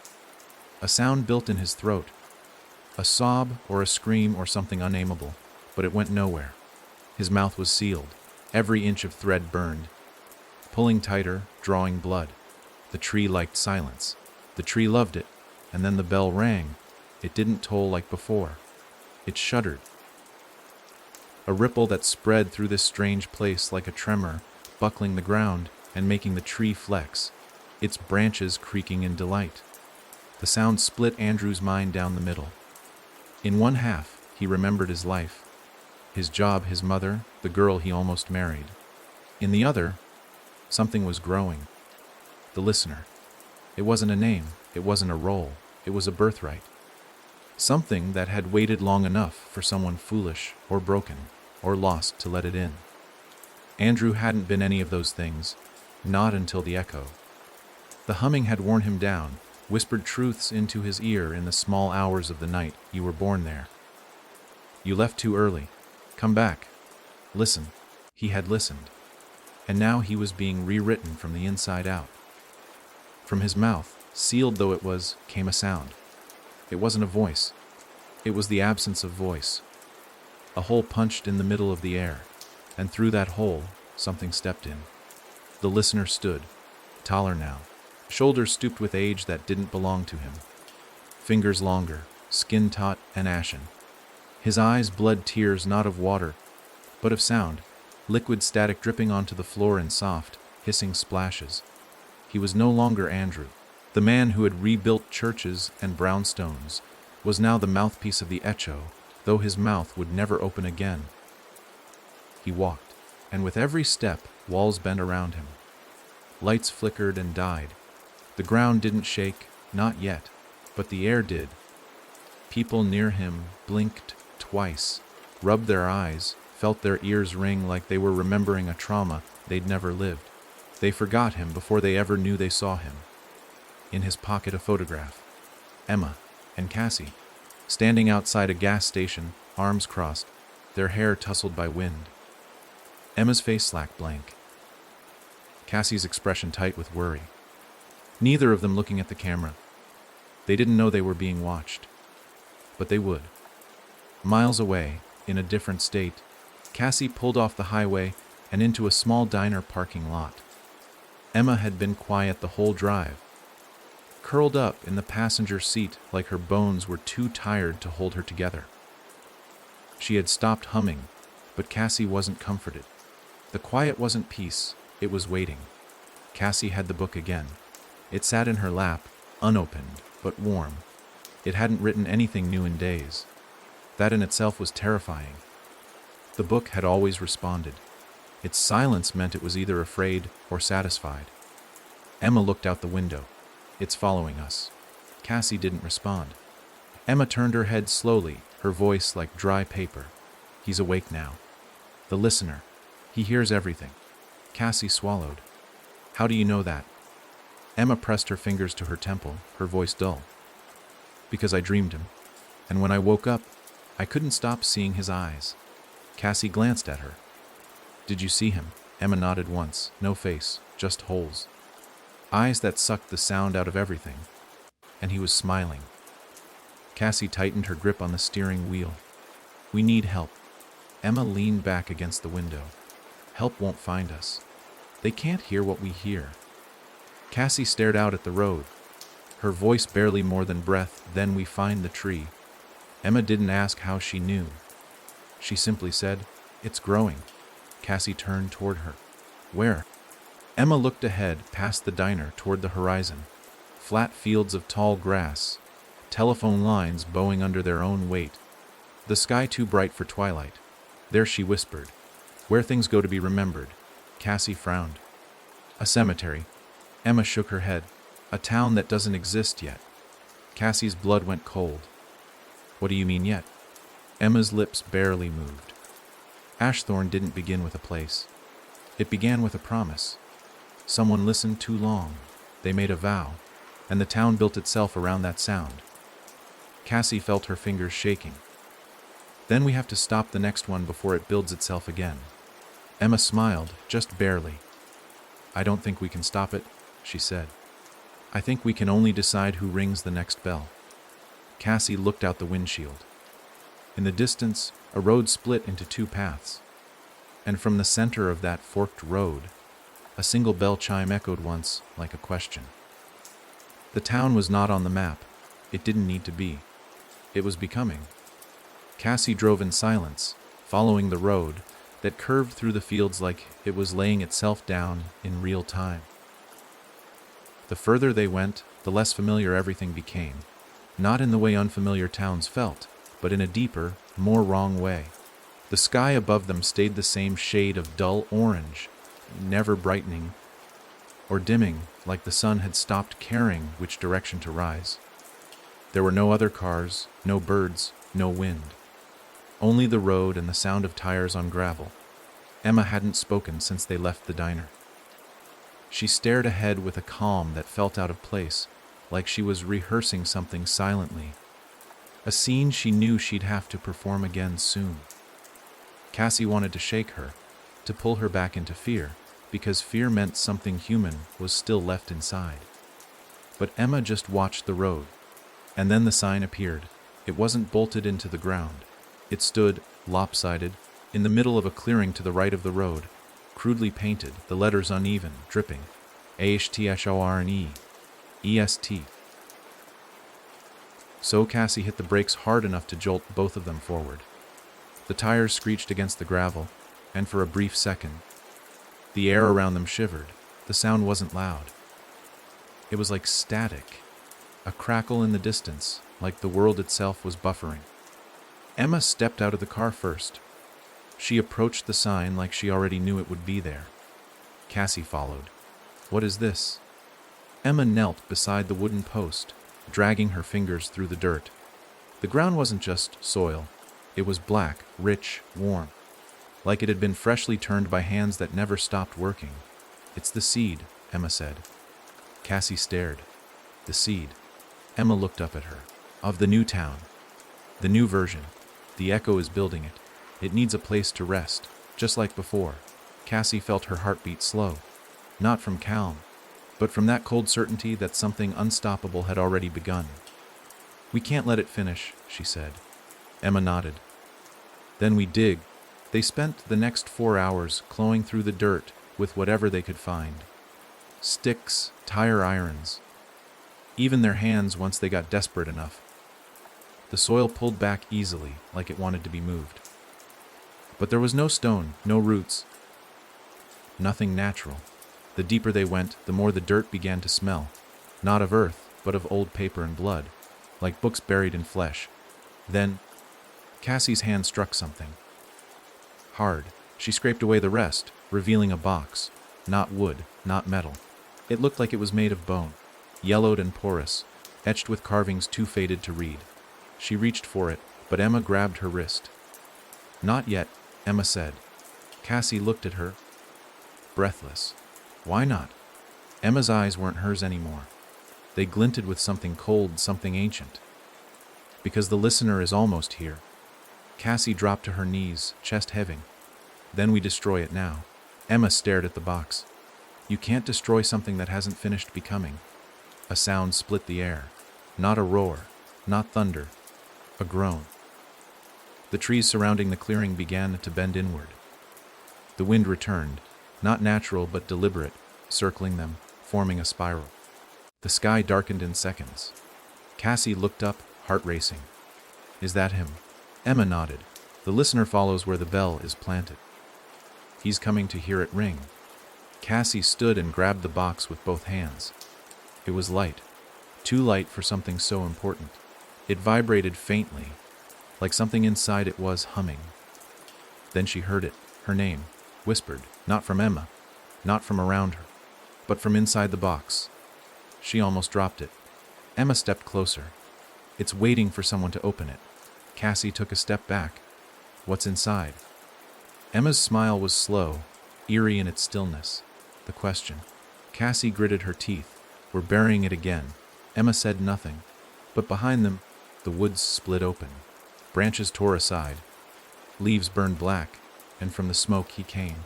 The listener. His body had grown longer, thinner. His limbs bent backward, like a marionette whose strings were pulled from the wrong direction. His eyes had sunk deep into his skull, but they glowed like distant stars, silent and all-seeing. His mouth remained sealed, the stitches now reinforced with metal pins that jutted from his jaw like thorns. He did not walk, he glided. The moment he entered the clearing, all sound died. Cassie opened her mouth to speak, but no voice came. Emma didn't move. The listener stopped at the edge of the pit, staring down at the box in Cassie's hands. Cassie clutched it tighter, the vibration now shaking through her whole chest. The box whispered again. This time not her name. One must ring it. One must bury it. One must become it. Cassie stared at Emma. Which am I? Emma reached for her hand. You're all three. And then she shoved Cassie into the pit. Cassie fell hard, the box slipping from her grasp and cracking open as it hit the bottom. No sound escaped from inside, but light did. Red. It wasn't fire. It was memory pulsing, wrapping around her arms, her throat pressing into her eyes. She screamed, but the sound was swallowed. Above her, Emma stared down. No longer Emma, just a girl-shaped echo. A vessel of silence wearing a forgotten face. And the listener knelt beside her, placing one long finger to his lips. Cassie reached for the edge of the pit, and the red pulled her under. Cassie didn't fall into the box. She was absorbed by it. The red light didn't illuminate, it devoured. It wrapped around her limbs like smoke and pulled her through the bone shell as if her body were nothing more than paper. She didn't hit a floor, didn't land, there was no end, only sinking deeper and deeper into the glow until her skin felt transparent. Until her thoughts stopped being thoughts and became sounds. It wasn't just light. It was memory, raw and tangled, looping endlessly through her mind. But they weren't all her memories. Some were too old, too alien. Others felt like fragments stolen from dreams no one had ever dreamed. She saw flashes. A boy in a school uniform burying a cassette tape in the woods. An elderly woman humming to herself in front of a mirror that didn't reflect her. A group of people kneeling around a freshly dug pit, their mouths sewn shut. Each image slammed into her like a heartbeat, quick and brutal, until the rhythm became unbearable. Then it stopped. Cassie opened her eyes. She was standing in a room, not a dreamscape. A real, solid room. The walls were made of stone, slick with moisture, pulsing faintly with that same red hue that had swallowed her. The ceiling rose high above into shadows, and the floor beneath her feet was bone, white and smooth, arranged in perfect circular patterns like runes. Across the room, seated in a high, back chair carved from interlocked spines, was a figure. Not the listener, not the preacher. This one looked human. A woman, gaunt and tall, draped in robes the color of dried blood. Her skin was so pale it looked nearly translucent, her hair long and black and stringy, dripping water that pooled at her feet. Her face wasn't right. It shifted, slowly, constantly. 1 second she looked 20, the next 70. Her lips moved, but no sound came. Still Cassie heard her. Not in her ears, in her bones. "You carried the bell," the woman said. "You fed it." Cassie took a step back. "What is this? Where am I?" The woman's face smiled, too wide. The space between sound and silence. Between the question and the answer. "The bell lives here, waiting to be asked again." Cassie shook her head. "I didn't ask anything. You listen," the woman said, voice vibrating through the marrow of her spine. "And those who listen long enough are always heard in return." Cassie's hands curled into fists. "You're the one building the new town. You're the one spreading the echo."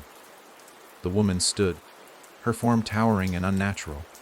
"I am not the builder. I am the blueprint. The town grows where I am buried, where my sound still lingers." Ashthorn was only the first shape. Cassie stumbled backward, her breath catching in her throat. "Why Emma? Why me?" "Because she was the door," the woman said. "And you were the key." Cassie's vision blurred with fury. "I'll stop it. I'll burn this whole place down if I have to." The woman's expression twisted, not into fear, but delight. "Then you are ready." The walls began to crack. The floor split open. Cassie fell again. This time she didn't fall into red. She fell into sound. Every scream, every whisper, every bell chime that had ever rung across Ashthorn shrieked into her ears at once. It was chaos, it was fire, it was clarity. And in that moment, Cassie understood what the bell had always been. It wasn't just a sound. It was a summons. A call answered by something older than language. Something that had waited in the shadows between words, between breaths, between choices. And now it was awake. She woke in the pit.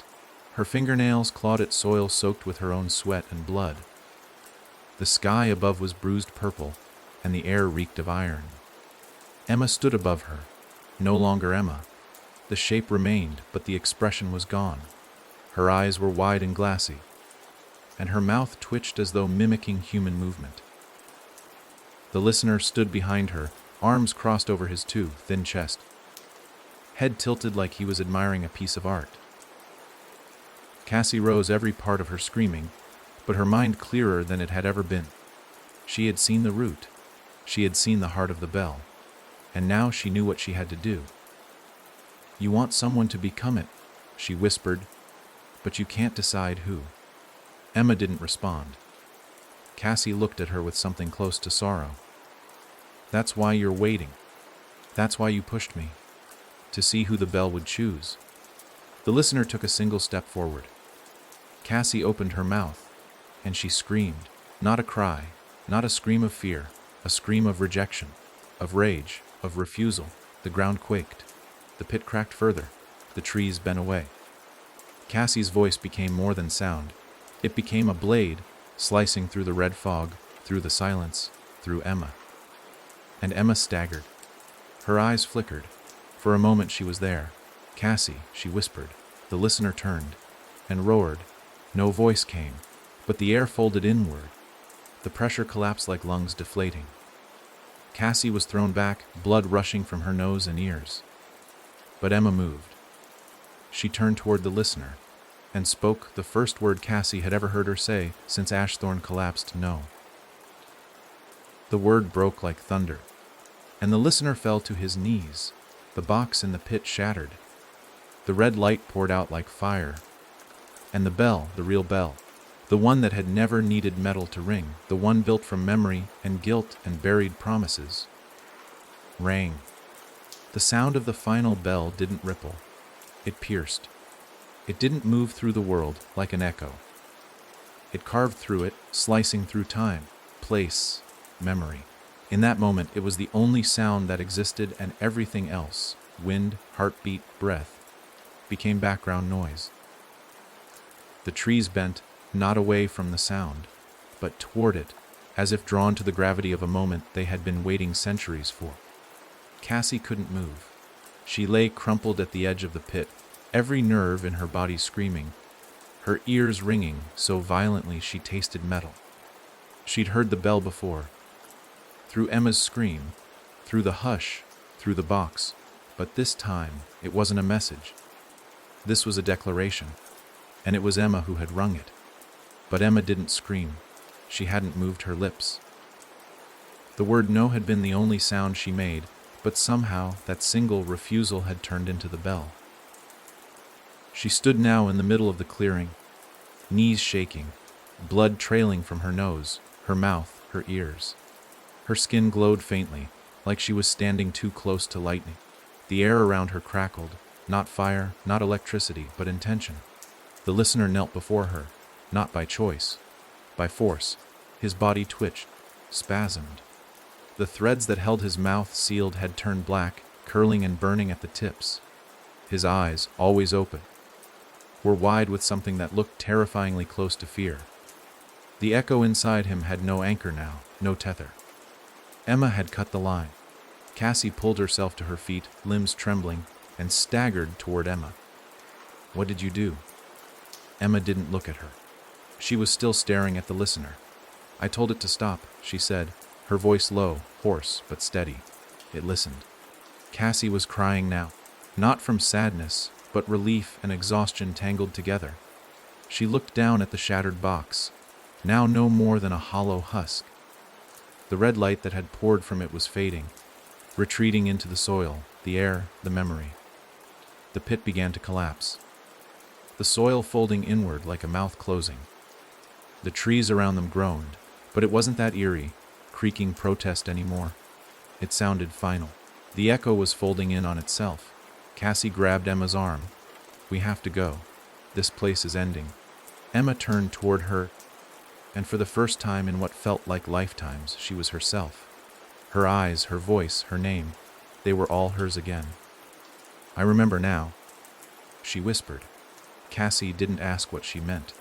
She only pulled her close, and together they ran. Behind them, the listener remained on his knees. The silence around him thickened like a fog, and then, slowly, he began to unravel, not violently, but gently. His form peeled away like smoke. One limb, then another. His stitched mouth split open, not with a scream, but with release. The sound that slipped from it was not pain, nor anger. It was a sigh. And then he was gone. The clearing where Ashthorn's echo had tried to take root began to fade. The sky above it bled back into a true twilight blue. The unnatural haze lifted. The trees stood still, just trees again. The sign, the crude board that read AHTHR and EST, swone, withered, crumbled to dust in the wind.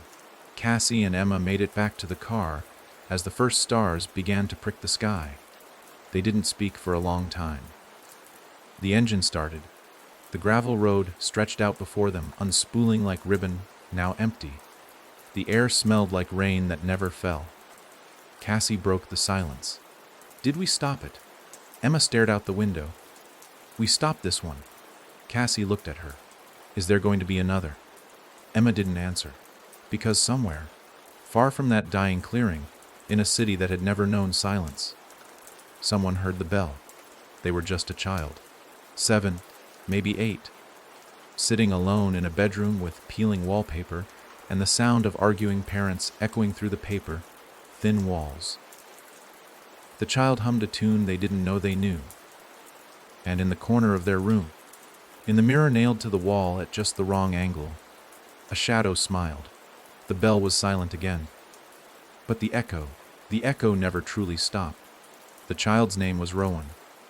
8 years old, quiet, forgotten in the kind of house where silence wasn't sacred.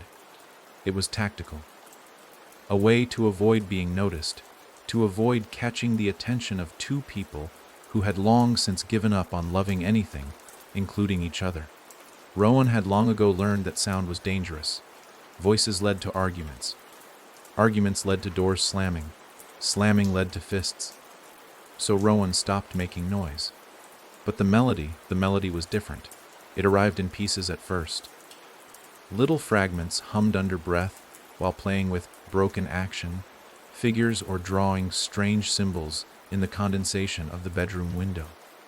The tune didn't belong to any show or radio song. It was older, sadder, with no clear rhythm.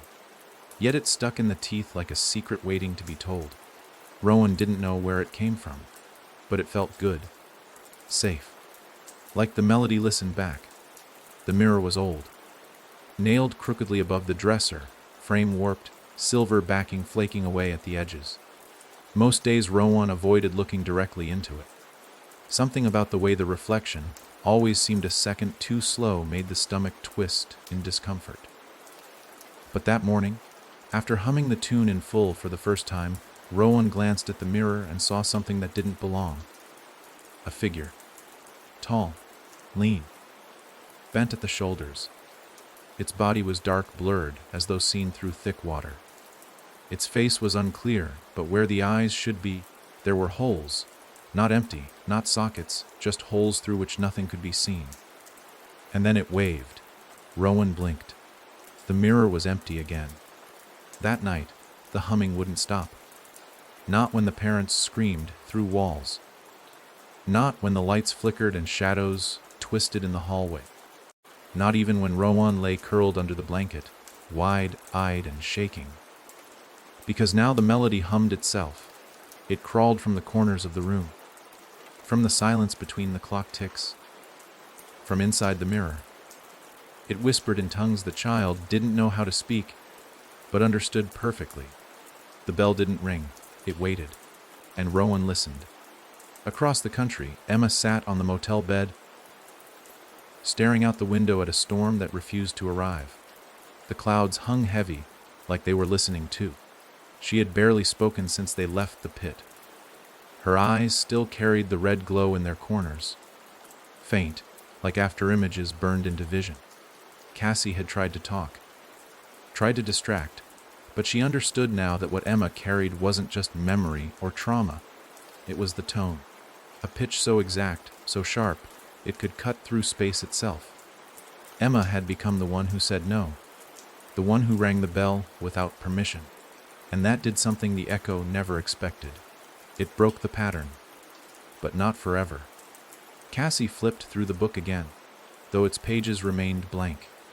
Since the moment Emma shattered the listener, it had gone quiet. No new drawings, no fresh warnings, no pulsing blood in the margins. She hated that she missed it. Emma turned slowly. It's looking for someone else now. Cassie looked up. The bell. Emma shook her head. The echo. The bell doesn't call it. It calls the bell. Cassie's chest tightened. And if someone answers?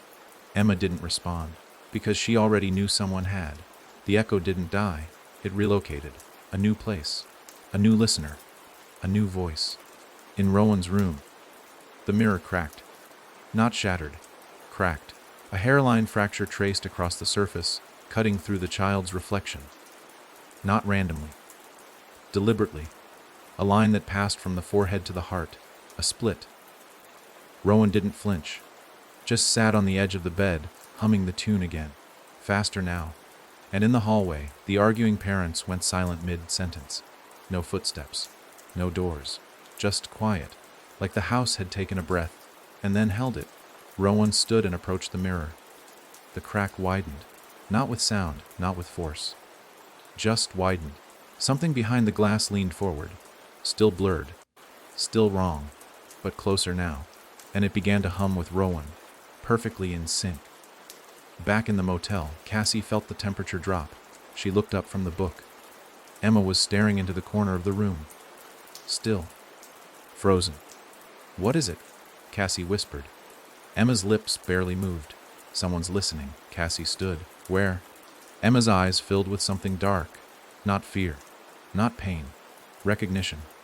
"I don't know," she said. "But they're young." Cassie's breath caught.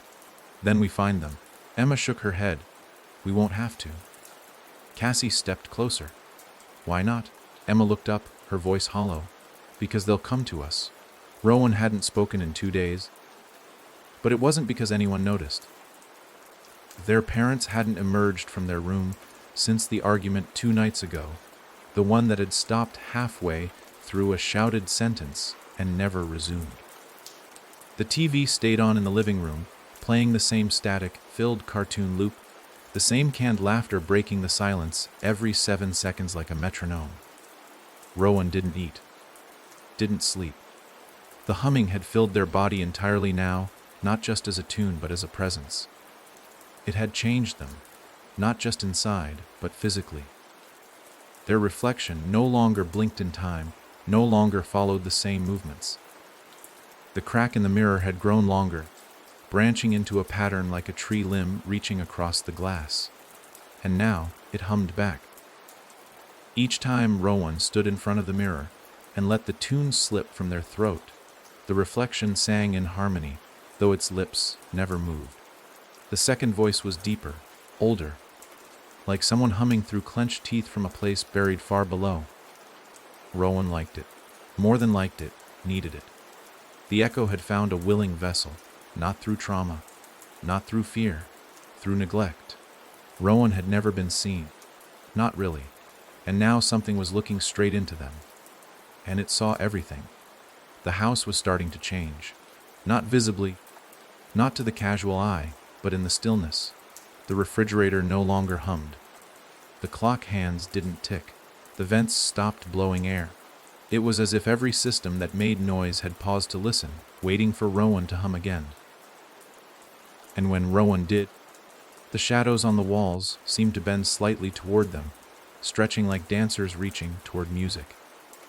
That night, Rowan sat cross-legged in front of the mirror. They had a notebook open, filled with crude sketches. Trees made of arms, faces with no mouths, bells with flame-shaped tongues. The drawings hadn't come from imagination. They had come during the humming, unspooling from their fingers with a calm, precise rhythm. One of the pages was a perfect likeness of Emma, even though Rowan had never seen her. Another of Cassie, mouth open mid-scream. And then there was a third face, one that looked like a child but with 2 wide eyes, and a mouth sewn shut with lines that bent like musical staves. Rowan whispered to the reflection, "What happens now?" The reflection smiled and hummed. 300 miles away, Emma jolted awake, breath ragged, eyes wild. Cassie dropped the coffee she'd been holding, rushing to her side. Another vision. Emma didn't answer. Her eyes were wide, searching the air like she could see something moving just outside normal sight. She whispered, "He's humming again." Cassie froze. "Rowan?" Emma nodded, slow and deliberate. "The house is listening to him. The walls, the lights, even the time. Everything's waiting for his voice." Cassie dropped into the chair across from her, dread knotting her insides. Then the echoes starting again. And this time, it's not dragging someone into it, it's being invited. Emma's face was pale. He's doing it willingly. That's new. Cassie looked toward the motel room door, jaw clenched. "Then we don't have time. Where is he?" Emma closed her eyes and took a breath so slow it felt like she might never exhale. When she spoke, her voice was barely a sound. "Pennsylvania." Cassie blinked. "That's impossible. You've never been there." Emma opened her eyes. "I've never needed to." Cassie grabbed the keys.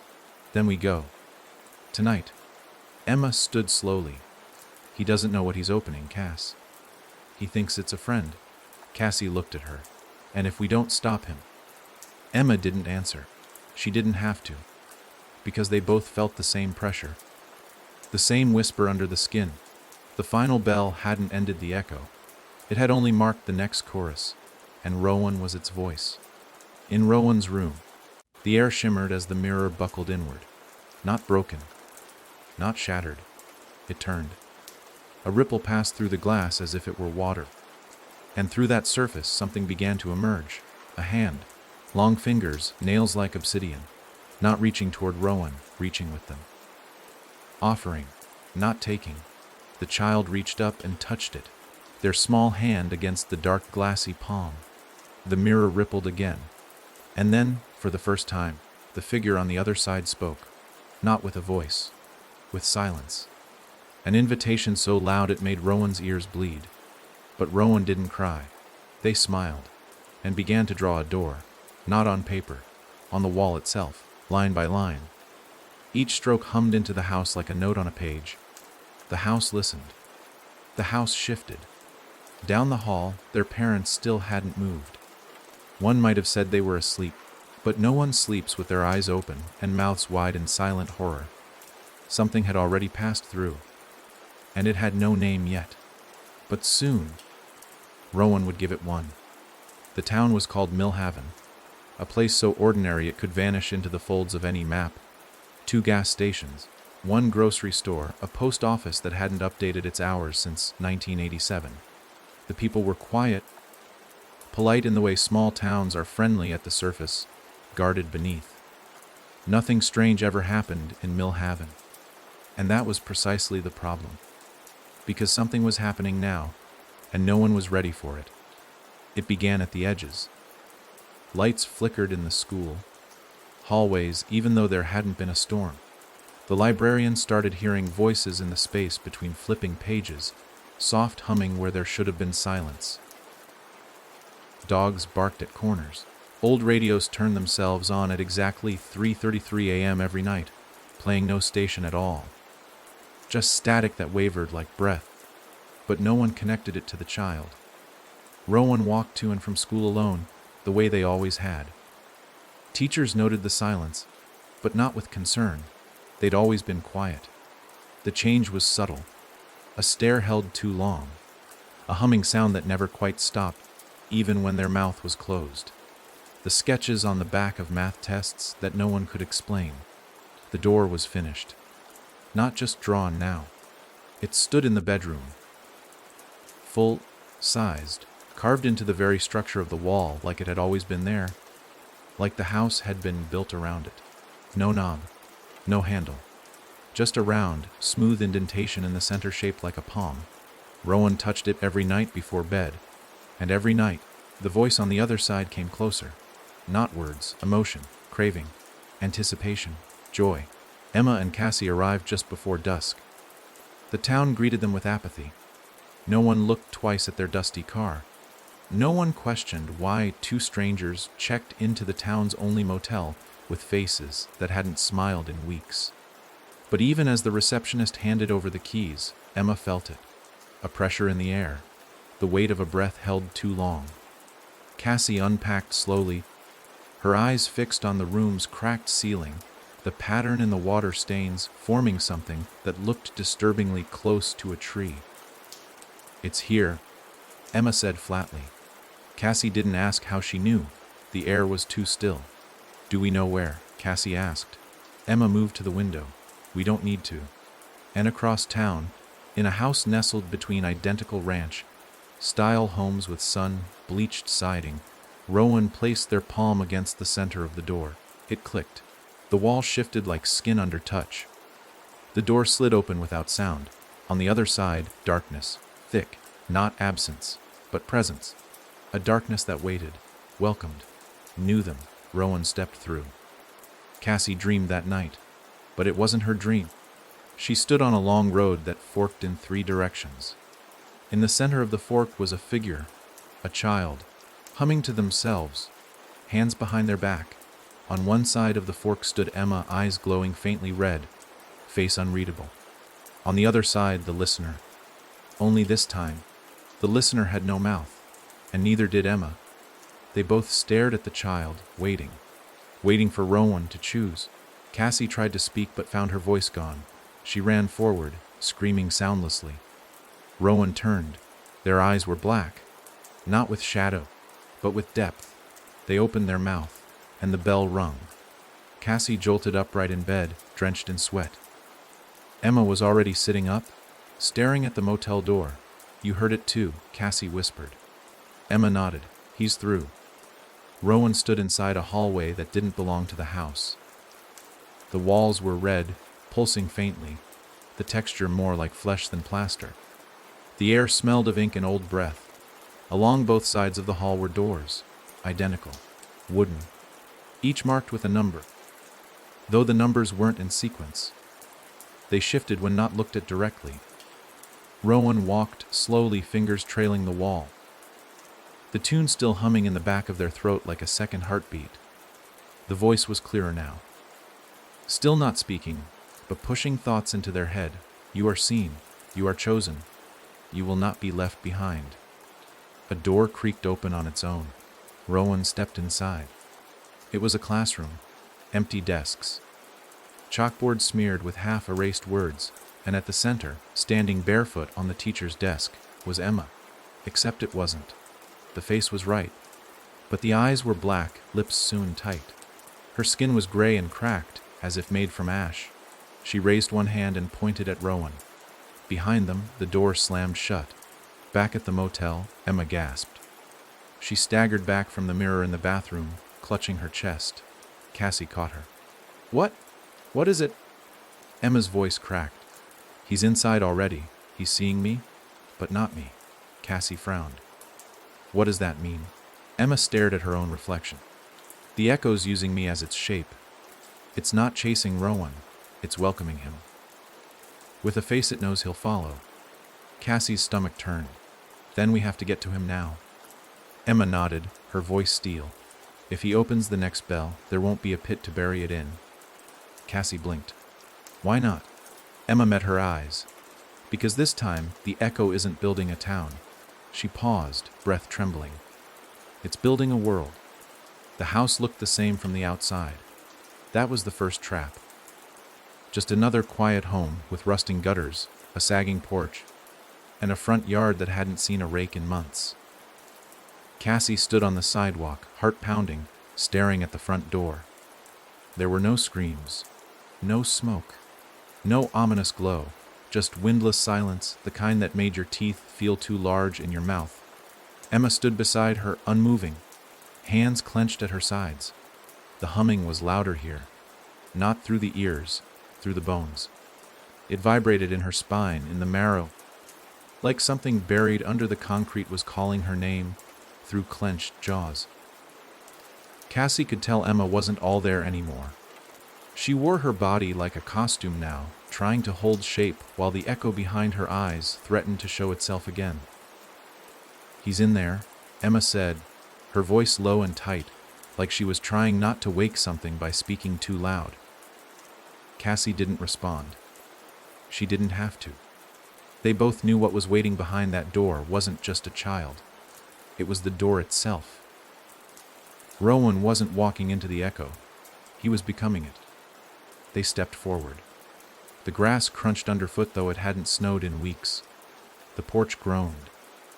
The wood beneath their shoes sagged, softer than it should have been. Cassie reached out and grabbed the doorknob, but Emma grabbed her wrist. "Let me," Emma whispered. Cassie hesitated. "It wants you." "I know," Emma said. "That's why it might hesitate." She turned the knob. The door didn't creak open. It sighed, like lungs opening, like something inside was relieved. The house beyond was wrong. Not in the way horror movies made things wrong, with blood-splattered walls or furniture hanging from the ceiling, but in ways your brain took too long to register. The hallway stretched too far. The corners were too sharp. The pictures on the walls changed every time you blinked. And in the center of it all was the humming, low, constant. Beautiful. Cassie stepped inside behind Emma, closing the door with a soft click that echoed too long down the hall. "Which way?" Emma didn't answer. She walked. The walls pulsed faintly with each step, like they were breathing. They passed a mirror. A large old one, cracked along one edge. In the reflection, only Emma could be seen. Not Cassie, not the hallway, just Emma. But her reflection was smiling, and her actual face was not. Cassie caught it and turned, heart freezing. Emma. I know, Emma said, eyes locked ahead. It's not me. It's what's left of me. They reached the bedroom door. It had changed. The child's drawing was now etched into the wood, not with crayon or marker, but deep grooves that looked burned in, like the door had grown them. At the center was the symbol of the bell, an eye within a circle, surrounded by teeth. Emma placed her hand against it. The humming stopped. For the first time since they entered the house, there was silence. Real silence. It was worse. Cassie felt her breath catch. What's happening? Emma pulled her hand back. He's listening. The door opened inward. Rowan stood at the center of the room. But he wasn't a boy anymore. He still had the shape, the height, the soft edges of youth. But his eyes were bottomless, and his skin seemed too still. Like something underneath it had stopped pretending to move. He wasn't humming anymore. The walls were. Rowan, Cassie said, stepping forward. You don't have to do this. Rowan blinked slowly. I already did. The door behind them slammed shut. The light in the room shifted, turned reddish, as if seen through a membrane. The air thickened. Emma stumbled. Emma gasped, holding her head. You don't know what it costs. I do, Rowan said simply. And I want to pay it. Cassie looked at Emma. What does he mean? Emma's voice was shaking. He's willing. That's the difference. That's what we never saw before. The echo doesn't need pain. It just needs an invitation. Rowan stepped toward them, and with every step, the floor beneath him shifted. Tiles turning to bone. Wood grain peeling into sharp, black veins. I heard it, Rowan said, voice now layered with something deeper. All my life. Beneath the silence. In the cracks between words. It was there, and I listened. And now I'm the one who answers. Emma fell to her knees. The room started to spin. The walls expanded outward. The ceiling pulled away. Stars blinked into view where the roof had been. Cassie tried to reach for Rowan, but the space between them widened. Not just distance. Time. The room was fracturing. Cassie turned to Emma. What do we do? Emma looked up, eyes glowing with that faint red flicker. We give him something the echo can't understand. What? A choice. She stood, trembling, and faced Rowan. You want to be part of something. Fine. But listen to this. And Emma began to speak. Not in words. Not in language. In memories. She spoke of the bell buried in Ashthorn. The woman in the pit. The bones beneath the soil. The boy who disappeared with a mouth full of music. She told him about the listener, about the weight of being chosen, about what it meant to scream alone in the dark with no one left to hear you. And as she spoke, the room shook. The echo didn't like being reminded. Rowan staggered. His eyes flickered. For a moment, just a flicker, he was a child again. Rowan, Cassie said, stepping forward. It's okay to let go. You don't have to carry this. The humming tried to rise again, but Rowan gasped. The sound faltered. He looked down at his hands and began to cry. The walls screamed. The door exploded outward. The entire room collapsed into light, and when the light faded, they were standing in an empty room, just a normal bedroom. No door in the wall, no red light, just Rowan, curled on the floor, sobbing. Emma dropped beside him and pulled him into her arms. Cassie watched the window. Outside, the world looked normal again. The sky was blue. A car drove past. Birds chirped, but in the shadow of a nearby tree, something watched, not with eyes, but with ears. The echo had been denied, but it wasn't gone. It never left. It just waits for the next child, for the next invitation. And someday, sooner than they think, it will hum again. For the first time in what felt like lifetimes, everything was quiet. Real quiet. Not the kind of silence that lingers before something breaks. Not the heavy, breathless kind that watches from the corners of the room, waiting to pounce. Just stillness. Rowan lay curled in Emma's arms, no longer humming. His breathing came in short, sharp exhales, the way a child breathes after crying so hard they run out of tears. His eyes weren't black anymore. No shadows lurked in their depths. He was just a boy again. Small, tired, trembling. Cassie didn't speak. She couldn't. Her throat had closed the moment the red light vanished, and the room came back together like nothing had ever happened. The scars of the echo were still fresh, on the floor, in the walls, in their bodies. But it had retreated. They'd pulled him out. Somehow. Emma gently rocked Rowan back and forth, whispering something only he could hear. Her eyes were rimmed red, not from power this time, but from exhaustion.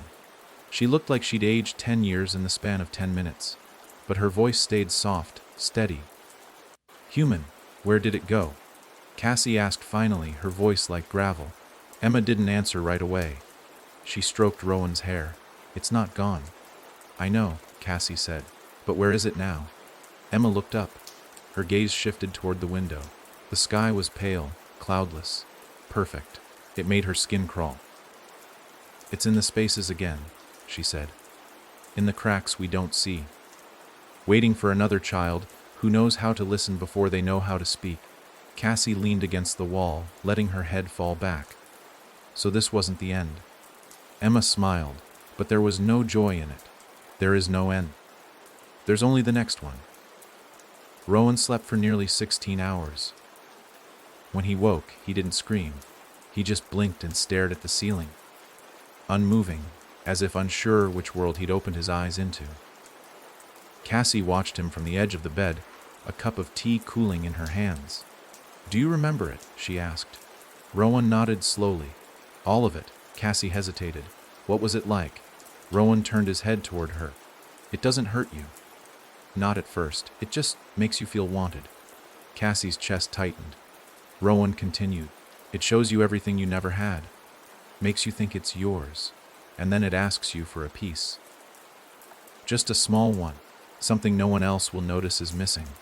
Cassie leaned in. "What kind of piece?" Rowan blinked. "Your name. Your voice. Your shadow. A memory of someone you loved." His lips trembled. "I gave it my birthday." Cassie stared. "You don't remember when you were born?" Rowan shook his head. "It took it. That was the price to open the door." A long silence passed. "Can we stop it?" he asked. Cassie wished she had a better answer. "We can slow it down. We can warn people." "But no one listens," Rowan said. "Not until it's too late." Cassie looked toward the hallway where Emma stood, arms crossed, watching the window with the wary stillness of someone who knows peace is only temporary. "We'll make them listen."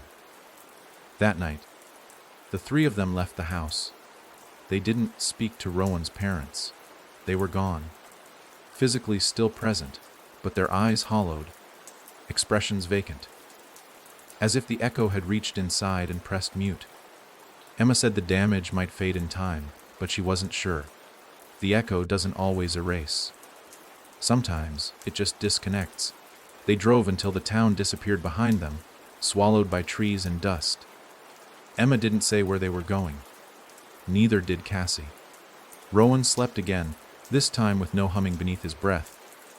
Somewhere on the highway, Emma said softly, "It didn't start with Ashthorne." Cassie nodded. "I figured." Emma turned toward her. "But it might have started with me." Cassie frowned. "What do you mean?" Emma's eyes didn't blink. "The pit. The woman in the red room. The way she knew me. Knew what I'd say. I think she's been waiting for me a long time." "You mean she's the one who built the bell?" "No," Emma said. "She is the bell." Cassie turned sharply. "Come again?" Emma's voice dropped. "The bell isn't a thing. It's not metal or sound or shape. It's a message. And she's the message giver. When someone listens too closely, she speaks. When someone answers, the echo begins." Cassie rubbed her temples. "Then we need to find her." Emma looked out the window. "She's buried, in places that remember. That's how she spreads. Through memory, through trauma, through children who forget their birthdays and mothers who forget their children." The car was silent for miles. And then Rowan spoke. "I know where the next one is." Cassie glanced at him in the rearview mirror. "What?" Rowan sat up, eyes wide, pupils slightly too large. "I saw it when the door opened. It was another place, a small town. Lots of trees. A church with no steeple." Cassie's blood turned to ice. "Did it have a name?" Rowan nodded. "A sign on the side of the road. It said, 'Welcome to Grayer's Hollow.'" Emma's lips parted. "That place hasn't existed in 30 years, she whispered. Cassie turned the wheel. The car groaned as it veered off the main road, gravel spitting up in a cloud behind them. No one asked how Rowan had seen it, they knew. The echo never dies. It only points. And the next bell was waiting.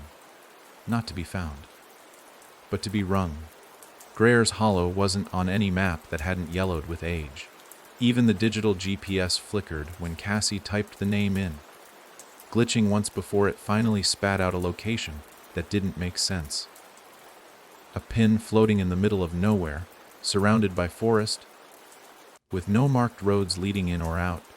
Rowan sat in the back seat, quiet again, but this time not from fear. There was a kind of focus in his eyes now, like the echo had etched a compass into the back of his mind, and it pointed one way only, forward. The drive took them through places that looked abandoned before they were even built. Half-finished gas stations, faded signage, towns with buildings still standing but windows long gone. Every mile they pushed deeper into that wooded silence. The road narrowed, bending unnaturally, like it had been carved by something that didn't want to be followed. When the town finally appeared, it did so like a secret too tired to hide. Grayer's Hollow was still standing, barely. A single main road with cracked pavement. A row of buildings that leaned just a little too far, roofs slouched like old shoulders. Trees wrapped around every structure, branches crawling up brick and wood like veins. The church at the end of the street loomed taller than the rest, but its steeple had collapsed, and now the bell tower stood like a throat missing its voice. Emma stepped out of the car first. She didn't speak. Her gaze was locked on the church, eyes flickering faintly. "It's here," she said. Cassie scanned the town. "Looks dead." Emma shook her head. "No, just sleeping." Rowan opened his door, but didn't get out. "It's listening to us," he said. Cassie's skin prickled. "The town." Rowan nodded. "All of it." They began to walk. No birds, no wind, no sounds but the crunch of gravel and their footsteps echoing a beat too late. The air had weight to it. Not humidity, not fog, just heaviness, like grief that had seeped into the ground and refused to rot. They passed what must have once been a diner. The windows were smeared with handprints, some so small they looked like children's. Inside, chairs were still tucked under tables. Silverware still laid out like someone might walk in any minute. But no one ever would again. Cassie moved toward the door, but Emma caught her wrist. "Don't touch anything," she said. "If you do, it knows your shape." Cassie's voice was dry. "It already does." Emma looked at her. "Then, let's not make it comfortable." At the edge of town, hidden behind a collapsed row of shops, they found it. Another door, not part of any building, just standing upright, nailed into nothing, anchored in dirt. Rowan stared at it, unblinking. "It's new," he whispered. "It wasn't here before." Cassie knelt beside it. No hinges, no knob, just a surface smooth and black like cooled obsidian, and the humming had returned. Not loud, not angry, inviting. "Don't touch it," Emma warned again. But Rowan was already stepping forward. Emma grabbed him by the shoulder. "No, not this time." Rowan turned to her, voice trembling. "It wants me. That's why you don't go," Cassie said. But the door pulsed faintly. Emma exhaled. "It's calling someone." Rowan nodded. "Not me this time." And they weren't alone. In a house on the outskirts of Grayer's Hollow, someone did hear the humming. Her name was Harper, 17. Loner. Her mother had disappeared 10 years ago in this same town, right after swearing she heard voices in the walls. No one believed her. They said grief broke her mind after Harper's dad died. But Harper always remembered that night, how her mom stood in the hallway, one hand pressed against the wallpaper, eyes wide, whispering, "It's not in the house. It is the house." Harper never left town. Something in her always needed to stay. As if the hollow had burrowed itself into her bones the way it had eaten into the trees. That night, Harper sat in the attic, surrounded by her mother's journals, eyes red from lack of sleep. The humming had returned last week. Faint at first. Easy to blame on the fridge, the wind, the power lines. But now it came from inside the walls, from beneath the floorboards. And it was getting closer. She flipped through her mother's journal again, hands shaking. One page had only a single sentence. When the bell goes quiet, the voice finds another way in. A knock came from downstairs. Not on the door. From inside the walls. Harper stood, heart hammering. The humming rose like pressure behind her eyes. And then, clear as a voice next to her ear, she heard it. "Draw the door, Harper." She spun, expecting someone, anyone, to be there. Nothing. Only the mirror across the room. It was cracked, not broken. But now the crack was deeper. And behind the glass, something leaned forward, smiling. Harper backed away slowly. She didn't know it yet, but someone had answered the call. And the door in the dirt wasn't for Rowan. It was for her. Back in town, Emma snapped her head toward the hills beyond the church. "She's hearing it." Cassie frowned. "Who?" Emma's voice was a whisper. "The next one." Rowan clutched her hand. "She's scared." Cassie looked between them. "Then we find her." Emma stared at the darkening sky. "No. We wait." Cassie's stomach dropped. "What do you mean?" Emma didn't turn. "If we go to her too soon, we bring the echo with us. We make her part of it. So we just let her fall into it." Emma shook her head. "We wait for her to look for us." Cassie wanted to scream. But the worst part was, she knew Emma was right. And somewhere beyond the tree line, Harper sat trembling in her attic, staring at a cracked mirror and holding a pen in one hand and a page torn from her mother's journal in the other. The page was blank, but the wall in front of her wasn't. The outline of a door had begun to draw itself. Harper didn't sleep. She couldn't. Not while the door kept drawing itself, inch by inch, onto the far wall of her attic. The marks weren't made by hand. Not hers, anyway. They just appeared. Like the wood was bleeding out its own memories. Like the wall remembered what it used to be and was trying to become it again. A threshold, a gate, a mouth. By morning, the outline was complete. Smooth edges, symmetrical, perfect. Only it wasn't paint or pencil or anything she could scrub off. She tried. God, she tried. Sponges, bleach, fingernails, until the skin peeled from her fingertips and the door didn't so much as fade. It was part of the house now. No, part of her. Because the voice had changed. No longer distant, no longer just humming. It spoke now. Not in words, exactly, but in knowing. She could feel what it wanted, like hunger felt before a meal. It didn't need to say things to be understood. It lived inside the silence between her thoughts, and she was listening. Harper paced the attic. Her mother's journal sat open on the floor. Pages curled at the corners, ink faded and frantic. Every page hinted at something without ever saying it outright, like her mother had been afraid to even write what she knew. But one sentence stood out. "There is no door unless you remember it." What did that mean? That if she forgot it, it would disappear. That remembering built it. She snapped the journal shut. That's when she heard the footsteps. Not hers, not upstairs. Inside the walls, soft, deliberate, slow. She froze. The attic light flickered once, then steadied. Her breath caught. She turned to the mirror across the room, the same mirror that had started cracking last week. Now, a new fracture branched outward, like a spider web crawling across a frozen lake. In the reflection, the door behind her wasn't drawn. It was open. Harper whipped around. The wall was still solid. The drawing still just a drawing, but the mirror showed something else. Darkness beyond the frame. Movement. Fingers curling around the edge of the mirrored door, nails black and sharp. A child's shape, but too tall, too thin, and humming. God, the humming. It shook the window panes now. Harper stumbled back.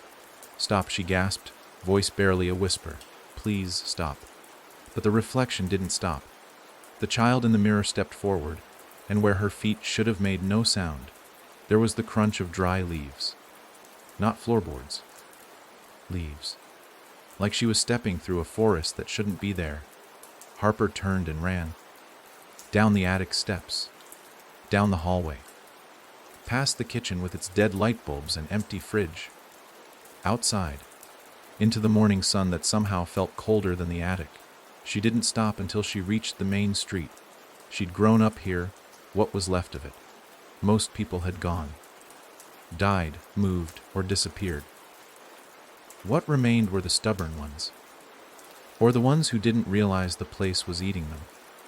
She stopped outside the church. The bell tower was silent. Always had been. They said it had cracked during a storm back in '89 and never rang again. But Harper had heard something last night, not a bell, a note. Low, deep, beneath her bones. And now here she was, staring at the ruins of a church that felt like the eye of the storm. That's when she saw them. 3 people standing at the edge of the cemetery behind the church. A woman with dark hair. Another with sunken eyes and a long coat. A boy, young. Pale, with a look in his eyes that said he'd seen too much. They turned in unison. Emma saw Harper and didn't move. Rowan whispered something to Cassie and Cassie nodded once. Harper felt the world shrink around her. Emma took 1 step forward. Harper took 1 step back. "Don't," Harper said, though they were still yards away. "Don't come closer." Emma raised both hands. "We're not here to hurt you." Harper's voice cracked. "Then why are you here?" Rowan stepped forward, voice soft. "Because we heard it too." That stopped her. The wind shifted, the humming returned faint.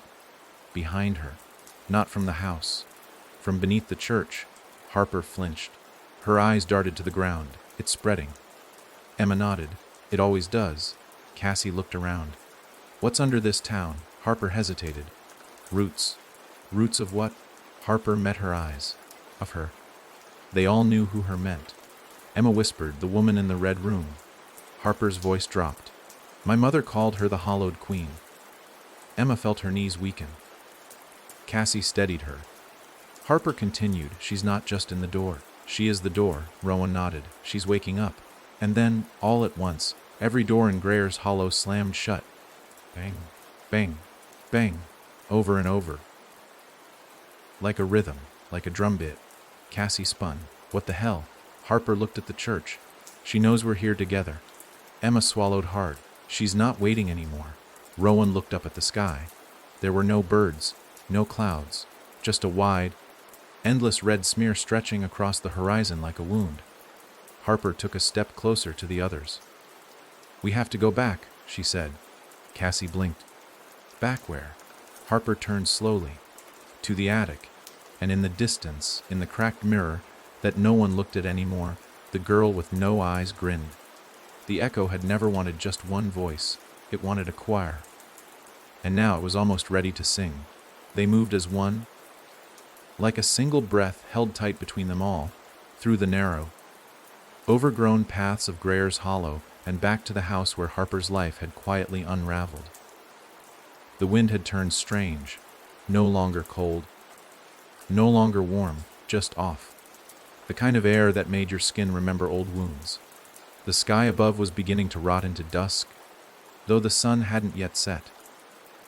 And with every step they took toward the attic, the humming came back stronger, threading its way through their bones like fine wire. Inside the house, nothing had changed, but everything felt different. The lights buzzed even though they weren't on. The floor creaked with each step, not from weight, but like it was trying to warn them. Emma was the last to cross the threshold, and when she did, the door swung shut behind her. Cassie flinched, turned, but didn't touch it. They all knew better now. The silence inside wasn't just absence. It was listening. Harper led them upstairs, her footsteps fast. Like if she slowed down even a little, she might turn and run. Rowan walked beside her, their steps mirroring each other in eerie rhythm. Both of them children touched by something too big, too ancient, too hungry. They reached the attic door. It was open. Of course it was. The attic was darker than it should have been. Windows covered in grime, light choked down to a sallow gray smear across the floor. And there it was, the door. No longer just a drawing, no longer a rumor etched into wood. It stood real now, not set in a wall, floating, just inches above the attic floor, its edges flickering like a bad signal, humming low and slow like the last song before sleep. No knob, no handle. But at its center was a shape, a shallow groove, circular, pulsing faintly like a heartbeat. Emma stepped forward and froze. "She's here," she whispered. Cassie swallowed. The hollowed queen. Emma didn't nod, didn't blink. Not all of her, just a piece. A thought, a whisper with teeth. Harper's voice was tight. "What does she want?" Rowan answered without turning. "She wants us to open it." The door pulsed once in agreement. Emma turned to Harper. "You don't have to do anything. You can still walk away." Harper laughed bitterly. "There's no walking away. You said it yourself. She remembers the ones who listen." Cassie looked at the mirror in the corner. A new crack had appeared. Rowan approached the door, hand outstretched. "Wait," Cassie snapped. But he didn't touch it. He just listened. "She's speaking," he said. "Not in words, in memories." Emma's eyes narrowed. "Whose?" Rowan blinked then turned. "Yours." Emma paled. The attic seemed to lean inward. The walls pulsed once. The shadows lengthened. Then, the door shimmered and opened. No one touched it. No one needed to. The air sucked inward, pulling at their clothes, their skin, their thoughts. For a moment, Cassie couldn't remember her own last name. Harper forgot the shape of her mother's face. Emma forgot the color of the sky. Only Rowan remained steady. Only Rowan stood still. On the other side of the door was not a room. It was a forest, dark, root-choked, lit only by flickering embers that hovered like dying fireflies. The trees twisted upward and disappeared into a sky made of blood-colored mist.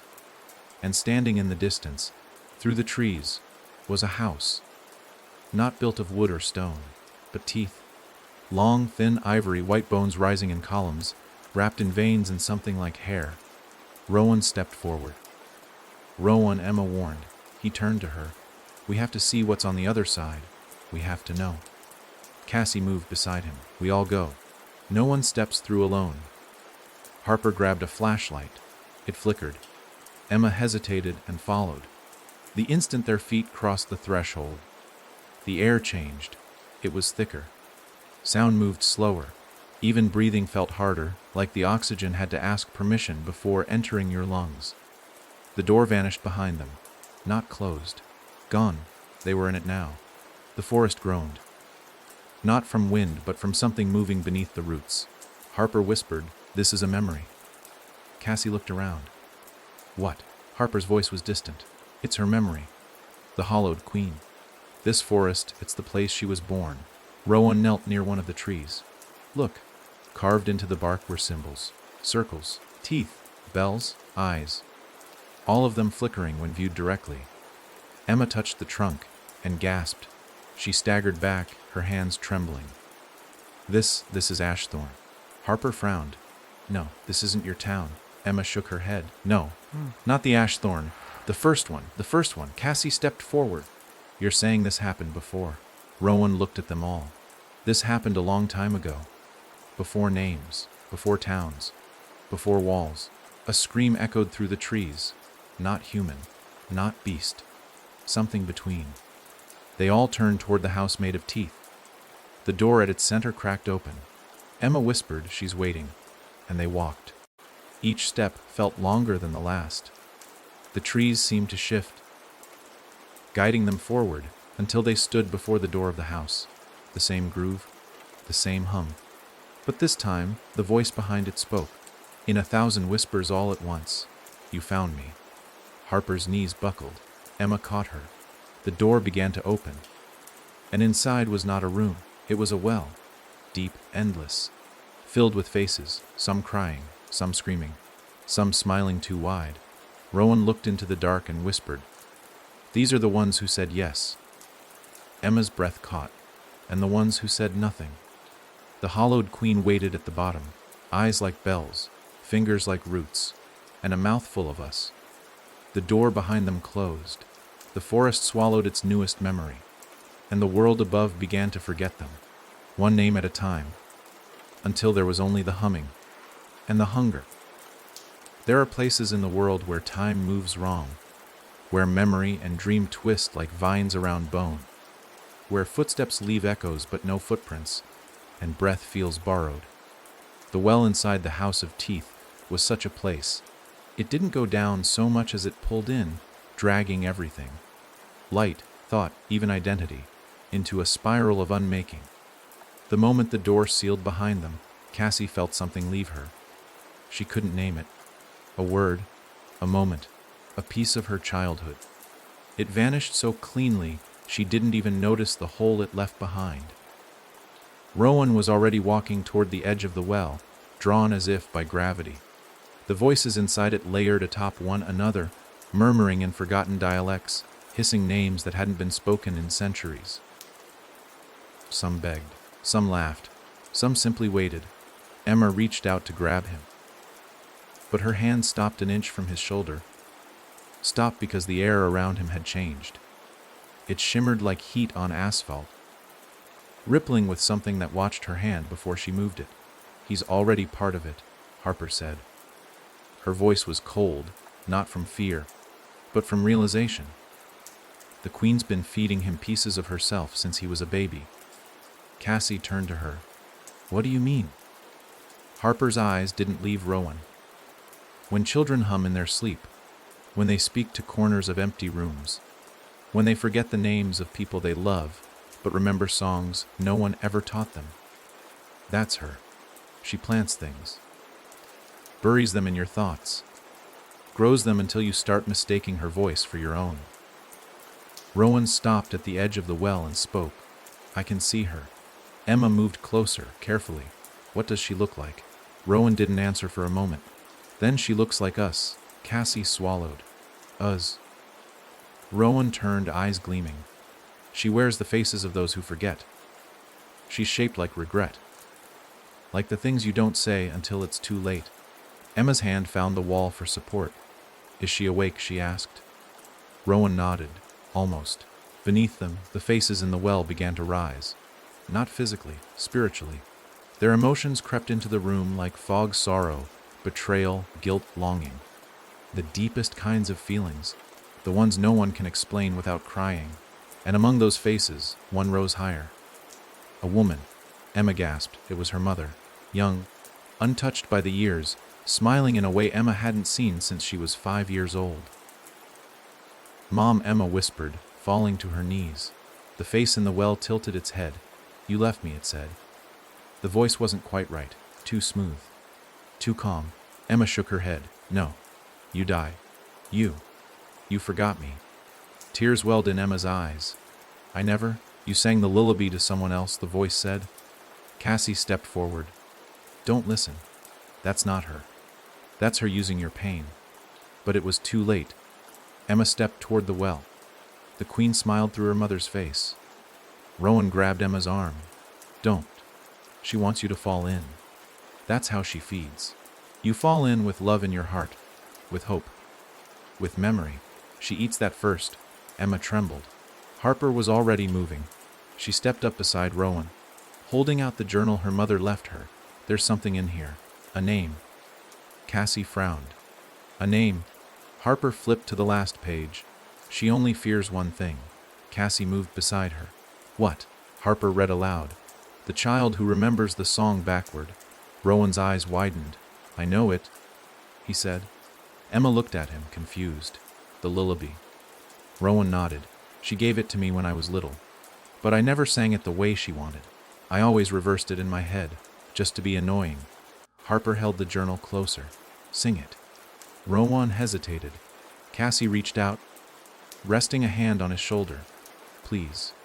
And so, in the heart of the hollowed Queen's house, surrounded by walls made of bone and silence thick as honey, Rowan began to sing. It wasn't a song of light. It wasn't hopeful. It was haunting. Slow. Like watching a film in reverse. A lullaby undone. Each note unraveling the spell, peeling the layers of lies away from the faces in the well. The queen's smile faltered. Emma's mother's face cracked. The voice distorted. "You don't understand," it snarled. "He belongs to me." But Rowan kept singing, and the world began to shake. The house trembled, the ceiling cracked. The forest outside screamed, not in words, but in the tearing sound of roots being pulled from earth. The well began to implode inward, sucking in light, color, and faces alike. The queen screamed with every voice she'd stolen, a shriek that tore through reality like a scalpel. Cassie grabbed Emma. Harper seized Rowan's hand. They turned to run, but the door was gone. Then Harper yelled, "The mirror!" Cassie spotted it, floating above the doorway where they'd entered. Its surface rippled. Emma shouted, "Jump!" And one by one, they did. Through the mirror, through glass and memory and darkness and screaming, they fell and landed on the attic floor. Hard the house groaned. The door on the wall burst into flame. Not orange fire, white fire. Cleansing, purging. The house screamed one last time and exhaled, a breath 100 years old. Then silence. Real silence. Not the kind that listens. Just the kind that means something is finally over. They lay there, dazed, breathless, watching as the ashes of the door fluttered to the floor. No more humming. No more mirrors cracking. Just 4 people breathing in a room that no longer hurt. Harper was the first to speak. "Is it gone?" Cassie looked at Emma. Emma looked at Rowan. Rowan stared at the pile of ash and whispered, "No." Harper's stomach dropped. "But we destroyed the door." Rowan turned to her, voice low. "We destroyed a door. Not the first one. Not the last." Emma sat up slowly. "But we know the song now." Rowan nodded. "And she knows we know." Cassie looked around. "So what now?" Harper stood. "We find the other children who hear the hum." Rowan took her hand. "And we teach them to sing." The house didn't burn down, though every instinct inside them expected it to. The attic stayed still. The air cleared. The weight that had lived in the walls for so long had lifted. Not completely, but enough to let them breathe again. The ashes where the door once stood remained untouched, undisturbed, as though even time didn't dare move them. Emma was the last to leave the room. She lingered, eyes on the empty space, like she was afraid it would suddenly remember what it was and open again. Only when the floor creaked beneath her did she finally turn and follow the others down. No one spoke for a while. Their minds were raw. Everything felt too quiet, too normal, like the house was trying to convince them nothing had happened. But every scuff on the floor, every crack in the plaster, every whisper of memory said otherwise. Downstairs, Harper sat on the kitchen counter, legs swinging, her mother's journal resting on her lap like it had weight again. Real, solid, meaningful. Rowan poured a glass of water with the care of someone who no longer trusted even the simplest rituals. He sipped slowly, staring into the glass like he was waiting for something to crawl out of it. Cassie leaned against the doorway, arms crossed, watching them with guarded eyes. Emma stood in the hall, one hand still braced against the wall. It was Harper who broke the silence. "There's more of them, isn't there?" Rowan didn't look up. "Yes." Cassie stepped forward. "How many?" Rowan shrugged. "I don't know. But she only needs one at a time." Emma nodded slowly. "She leaves a part of herself in the ones who open the first door. Just enough to call out again when the time's right. Just enough to build another." Harper frowned. "Then why you? Why me?" Rowan set down the glass. "Because we were lonely. And the echo always looks for lonely." That landed heavy in the room. Cassie's voice softened. "Not just lonely. Open. It doesn't force its way in. It waits." Emma added, "And when you're desperate enough, a whisper sounds like a hand reaching out." Harper closed the journal. "So what now? We wait for the next one?" "No," Cassie said, straightening. "We find them first." Emma finally let go of the wall. There were marks in the forest. Symbols. Messages left behind, maybe from others like us, maybe from the ones who didn't make it. Rowan met her gaze, or maybe from the ones who did and tried to warn us. Harper pulled out a torn map from a drawer. There's something here. My mom marked it years ago. It's another place she said was connected, called Salt Hollow. She used to say things disappear there before they go missing. Cassie raised an eyebrow. Sounds like our kind of town. Emma leaned in. How far is it? About 2 states east, Harper said. In the mountains. No working radio signals, no phone towers, nothing. It's a dead zone. Rowan smiled faintly. Perfect. They packed that night. Not much. Just enough to get there. The Queen was weaker now, but she wasn't gone. She was wounded. And a wounded thing becomes dangerous. It doesn't hide. It lashes out. As they loaded up the car, the wind picked up again. The sky above Grayer's Hollow held a quiet dusk. The town hadn't changed. No one came back. But somehow, they all knew. Somewhere out there, another door had already begun to form. Maybe on paper. Maybe in dust on a window. Maybe scratched into a child's desk in a school no one remembered building. And someone, somewhere, was already hearing the hum. Others in a town 300 miles away, in the hills where fog clings to the branches like skin. A little girl named Alice sat on her bedroom floor, drawing with a red crayon. Her parents were downstairs, laughing at something on television. The sound distant, muffled by walls and years of strained silences. The radio on her dresser crackled suddenly, though no one had touched it. It hadn't worked in years. But now it let out a soft hiss, and then a single note, so low and deep it shook the glass in the window. Alice didn't look up, she just kept drawing. A rectangle, with a circle in the center, a door. From the speaker, a voice whispered, not in English. Not in any language really. But Alice understood it. It didn't ask for anything. It just reminded her she wasn't alone. That it would listen when no one else would. The light in her room dimmed just slightly. Downstairs, her mother blinked. Did you hear that? Her father frowned. Hear what? She shook her head. Never mind. Back upstairs, Alice set down her crayon. The door she had drawn began to shimmer. Not on paper, on the wall. On the road to Salt Hollow, the car's radio, which had been silent the entire drive, suddenly flickered to life. Rowan leaned forward, fiddling with the knob, but the dial spun on its own, landing on a dead channel filled with static. Then a lullaby. Backwards. Emma and Cassie exchanged glances. Rowan spoke without looking away. She's awake again. Harper gripped the wheel tighter. Cassie reached for the journal. Emma whispered, then let's go greet her. The road stretched ahead, winding into the mountains. Behind them, another door opened, and the echo began to sing. Salt Hollow wasn't marked on any map that people trusted. Sure, there were signs. Rusted ones. Barely clinging to leaning posts on old mountain roads. But the closer they got, the more everything around them seemed to decay. Trees grew thicker. Taller, their branches so dense they smothered the sky. Most crawled over every surface, and the road turned to gravel, then dirt, then something softer. Like it had forgotten it was meant to hold cars at all. Cassie drove in silence, her eyes scanning the woods with every slow bend of the road.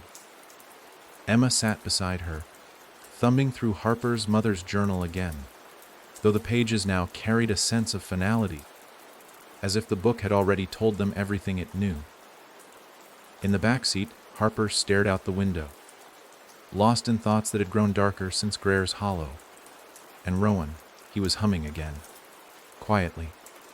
The backwards lullaby had burned into him now, like a scar under his skin. They didn't talk about Alice. Not yet, but they all felt it, the shift, the way the world had tilted again, ever so slightly.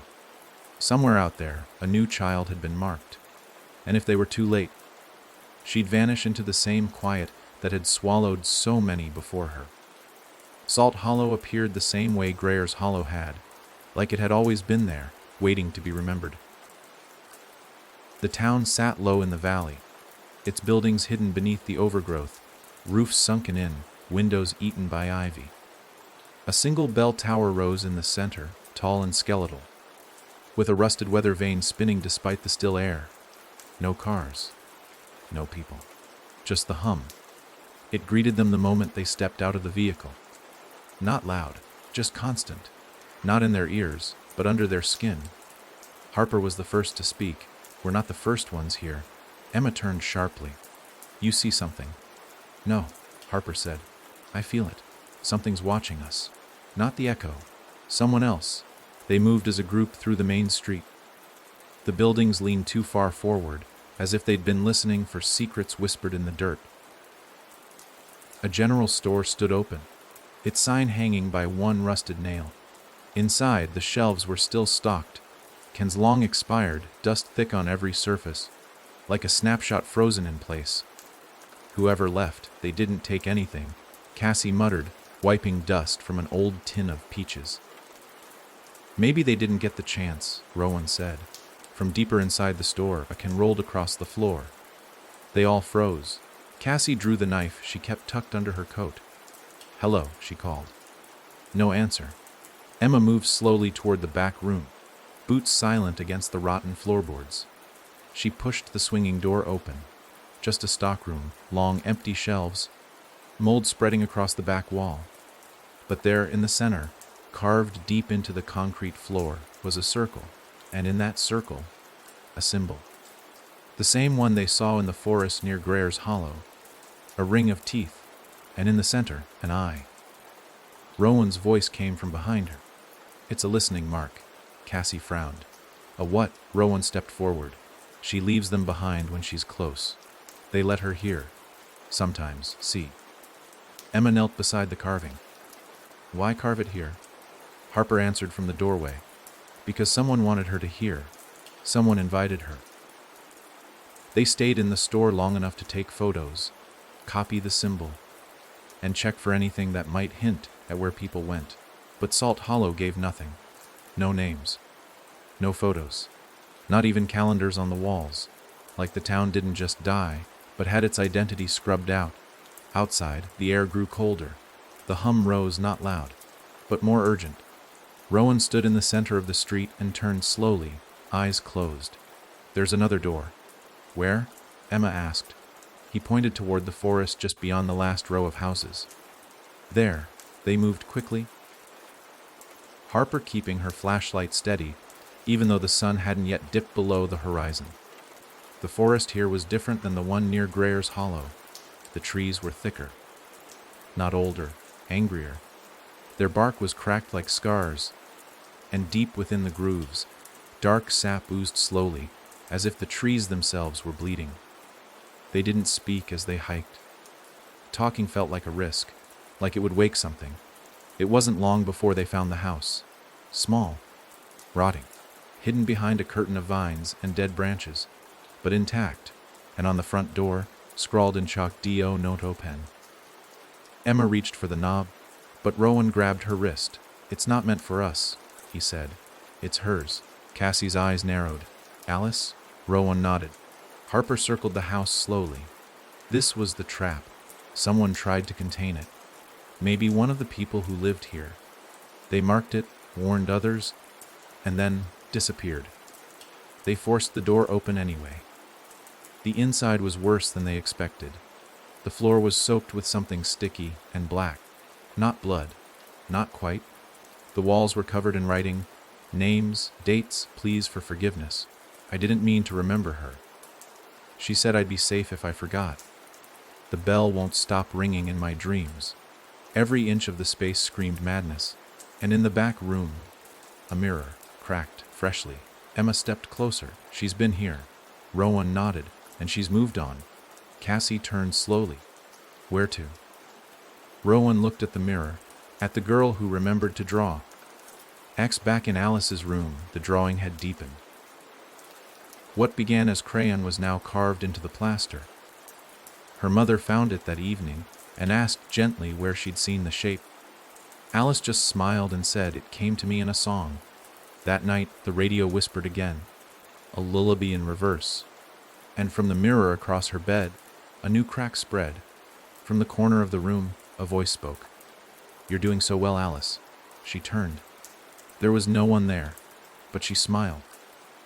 Because she wasn't alone anymore. She would never be alone again. Salt Hollow was growing colder by the hour, but not the kind of cold that came with weather or wind. It was a still cold, one that settled beneath the skin and tightened its grip around your thoughts. The group had returned to the car, but no one had the strength to drive just yet. The house with the chalk warning still sat behind them, like a bad thought that refused to leave. And the mirror inside, cracked and humming, had sent a chill into every one of them that no fire could touch. Cassie leaned against the hood of the car, lighting a cigarette with a trembling hand. She didn't smoke much anymore, hadn't in years, but the silence here asked for it. Rowan sat with his knees drawn to his chest in the back seat, the weight of the day pressing into him more with each breath. Harper was scribbling something onto the last page of her mother's journal, something between a memory and a warning, while Emma stood just off the road, watching the tree line. Her eyes hadn't blinked in minutes. She could feel something shifting out there, like the woods had taken a breath and were holding it, waiting for one of them to step too close. "She's moving fast," Emma said, her voice barely above a whisper. Rowan nodded slowly. "She knows we're trying to catch her." Cassie blew smoke into the air. "Or maybe she's trying to lead us." They all looked at her. "What?" she asked. "You think she doesn't want us there? Maybe this is exactly what she wants. She lures us to every door just to watch us fail." Harper shook her head. "But we haven't failed yet." "No," Cassie said, voice harder now. "But we haven't won, either. We closed one door. We found a few symbols. That mirror in the house. It wasn't a warning, it was a signal flare." Rowan shifted. To who? Cassie flicked ash onto the gravel. "To the other ones." Emma turned. "Other echoes." "No." Cassie's eyes were dark. "Other openers." The word sank in like lead. Of course. Of course she wasn't alone. Of course Alice wasn't the first or the last. There were others. Children or adults or something in between, who'd heard the hum and answered. And not all of them resisted. Some said yes. Some even helped her spread. Harper slammed the journal shut. "We need to go. There has to be another mark, something we missed." They returned to the house. Not because they wanted to, but because they knew that when something wants you to look away, it always hides something in plain sight. The writing on the walls had shifted, not erased, just rearranged. The words now curved around the mirror, forming a spiral of desperate thoughts that ended in a phrase none of them had seen before. "She lives and the space btwem memori and far gting." Rowan stepped close. Between remembering and letting go, that's where she waits. Emma touched the glass. "That's why she only comes when you're alone. When you're grieving, when your memories are fading, and you want to hold on just a little too long." Cassie pointed at a new mark near the floor, something faint, half hidden beneath the peeling wallpaper. A triangle. Inside it, an eye. But this one was crossed out. "She can't follow there," she said. Harper crouched beside her. "This was drawn by someone else. Someone trying to stop her, or escape her," Rowan whispered. They dug beneath the wallpaper, uncovering more symbols, layers of them. Some familiar, some ancient. One of them made Harper freeze. She recognized it from a story her mother told her as a child. A tale of a village that vanished in a day, where the people left no bones, no blood, just hollow rooms with the smell of smoke and lavender. The symbol wasn't a word. It was a direction, a place. She circled it. "There's a path." Cassie stood. "Where?" Harper pointed through the woods, toward the mountain pass that curved out of Salt Hollow. The old road. It was closed years ago.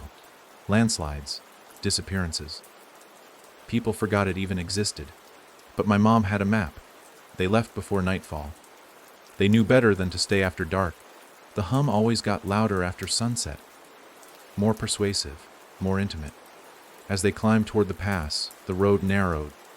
trees leaning in so tightly that headlights barely cut through the dark. Every branch seemed to stretch a little too far. Every shadow moved a little too long after it should have stilled. No one spoke. Even breathing felt like an invitation.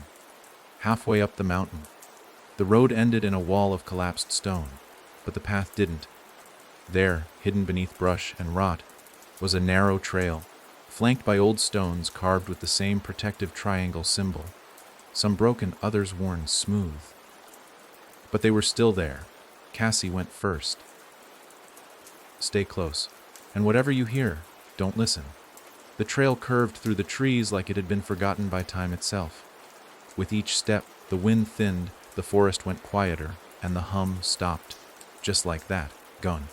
Emma was the first to notice. She turned slowly, eyes wide. "You hear that?" Rowan frowned. "What?" Emma's voice was fragile. Nothing. No hum, no whisper, no presence. They had reached a clearing. In the center stood a stone archway, crumbled, moss-covered, but intact enough to feel wrong. Not like a ruin. More like a memory someone had tried to erase and failed. Harper stepped forward. "She can't follow here." Cassie knelt and ran her fingers over the stone. This was built against her.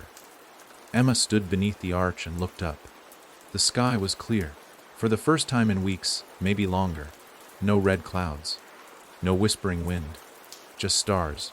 "I think this is where they fought her," she said. Rowan nodded slowly. "And this is where she lost." Once. They sat there for a while, letting their thoughts catch up. The hum didn't come back, but they knew it would eventually. This was a refuge, not a cure. And somewhere in another house, another room, another mind, the queen was still growing, spreading. And in a small suburban home, a girl named Alice woke up at midnight. She walked to the mirror, placed her hand on the crack, and said the first words the echo had been waiting for: "I'll help you." The glass rippled, and somewhere in the dark, a new door began to open. Morning came without sunlight. A thick mist coiled through the trees, swallowing the outlines of branches and softening the edges of the world. In the ruins beyond the stone archway, Harper woke first. She hadn't really slept, just dozed, surrounded by silence that felt too still to be real. The others were slowly stirring, each of them looking older than the day before, warier. Whatever force protected this place, it didn't bring peace. Just distance. A pause in the long unraveling.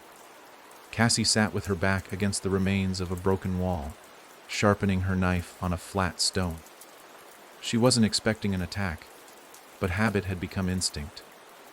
Rowan stood at the edge of the clearing, eyes scanning the tree line. Lips twitching as if humming a tune he could no longer hear.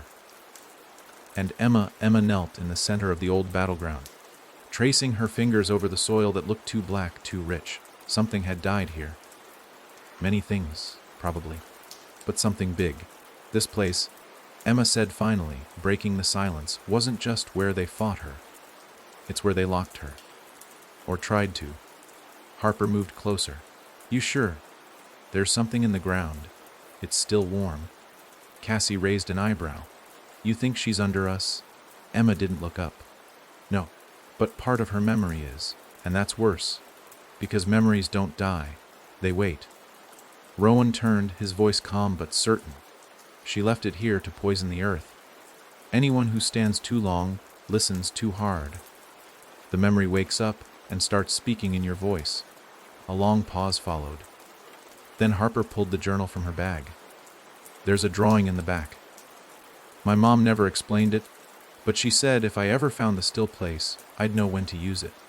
She flipped to the last page. There, drawn in faded ink, was a diagram, a ring of stones, a mark in the center shaped like an open mouth, and 4 smaller circles surrounding it, each containing a different symbol: a flame, a mirror, a songbird, and an eye with a line through it. Rowan leaned in. "That's us." Harper looked up. "What?" "Those symbols. They represent what each of us brought to the door. You, flame. The journal, the legacy. Emma, mirror, her connection to the echoes. Cassie, songbird, the warning voice. And me, the eye. I see what she wants hidden. Emma's voice was slow. So what happens if we stand in the circles? Harper exhaled. I think we wake something up, but not her. Not the queen. Cassie stood. Then who? No one answered. Because in that moment, the ground shifted. Not like an earthquake. More like a breath. The earth inhaling, remembering something buried. The stones around the clearing lit faintly, pale orange pulses, slow and steady. The ring was active. Rowan stepped into his circle first. No hesitation. Emma followed, then Harper, then Cassie. The hum returned, but it wasn't hers. This one was deeper, older, slower, like the growl of a dying fire that refused to go out. From the center of the ring, light rose, spiraling upward in a column of smoke and flame and sound. And inside it a figure, not fully formed, shifting, like a body made of memory. Its voice was a whisper heard in the back of your skull. You are late. Emma stepped forward. What are you? The figure blinked into shape. A man, then a woman, then something else entirely. I am what was left behind to warn. The last voice of those who tried to seal her. Harper's breath caught. You're one of them. The figure nodded. We were not enough. We tried to contain her in thought, in memory. But she slipped through forgetting. You can't cage a creature that lives in the places we let rot. Cassie tightened her grip on her knife. Then what do we do? The figure flickered. You pass on the warning. You carry the weight. And you don't let her feed. If she consumes another opener, she'll rebuild her form. If she gets strong enough, she won't need a door. She'll be the door. Rowan's voice was soft. There's a girl, Alice. The figure turned toward him, its shape growing sharper. She has already said yes. Emma staggered back. Cassie whispered, then we're too late. No, the figure said. Not if you reach her before she completes the bond. Before she sings. Harper closed the journal. Where is she? The figure raised a hand and pointed. Through the forest, past the pass, toward a town none of them recognized by name, but all felt in their bones. She's building the next house, one of mirrors, one of teeth. If she finishes the walls, if she opens the door, we fall, all of us. The column collapsed in on itself, the light sucked into the soil, the stones dimmed. The air snapped back into silence. No one moved for a long moment. Then Emma turned. We go now.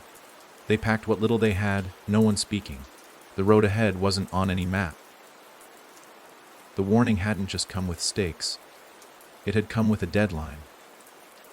They didn't know what Alice would become if she finished the song. If the queen completed her through a child's voice, one filled with trust and loneliness, and that perfect, brutal innocence. But they knew they couldn't afford to be late again. In Alice's house, the changes were no longer subtle. Her parents had started forgetting things. First her bedtime, then her favorite food, then the name of her school. Alice didn't correct them. She just smiled. The mirrors in the house were all cracked now. No one knew why. Her mother blamed humidity. Her father blamed the cheap construction. Alice never blamed anyone, because she knew what was coming. She was almost finished with her drawing. The last piece was the keyhole. And once she added it, she could start singing, just like the voice had shown her. Alice began to hum before the sun rose. Her bedroom window still wore the dew of night, fogged and faintly glowing in the early gray light, but she sat upright in bed, eyes open, mouth closed. The hum didn't come from her throat. It came from somewhere else. Somewhere behind her eyes, through the walls, through the cracked mirror that now pulsed softly with a light that had no business existing in this world. Her parents didn't stir. They hadn't truly slept in days, caught in a strange cycle of wakefulness where time had no meaning and thoughts slipped like sand through open fingers. They moved like ghosts in their own home now, forgetting not just names and routines, but memories entirely. The house had grown quiet, not in peace but in surrender. She traced the final lines onto the wall, completing the shape. The door was drawn now in thick black ink, lines jagged and trembling as if they had been carved into her with every stroke. In the center, the keyhole glowed red, not paint, not crayon. It pulsed like it had a heartbeat. When she placed her hand over it, the hum grew louder. Not in the room. In her. She could hear it under her skin.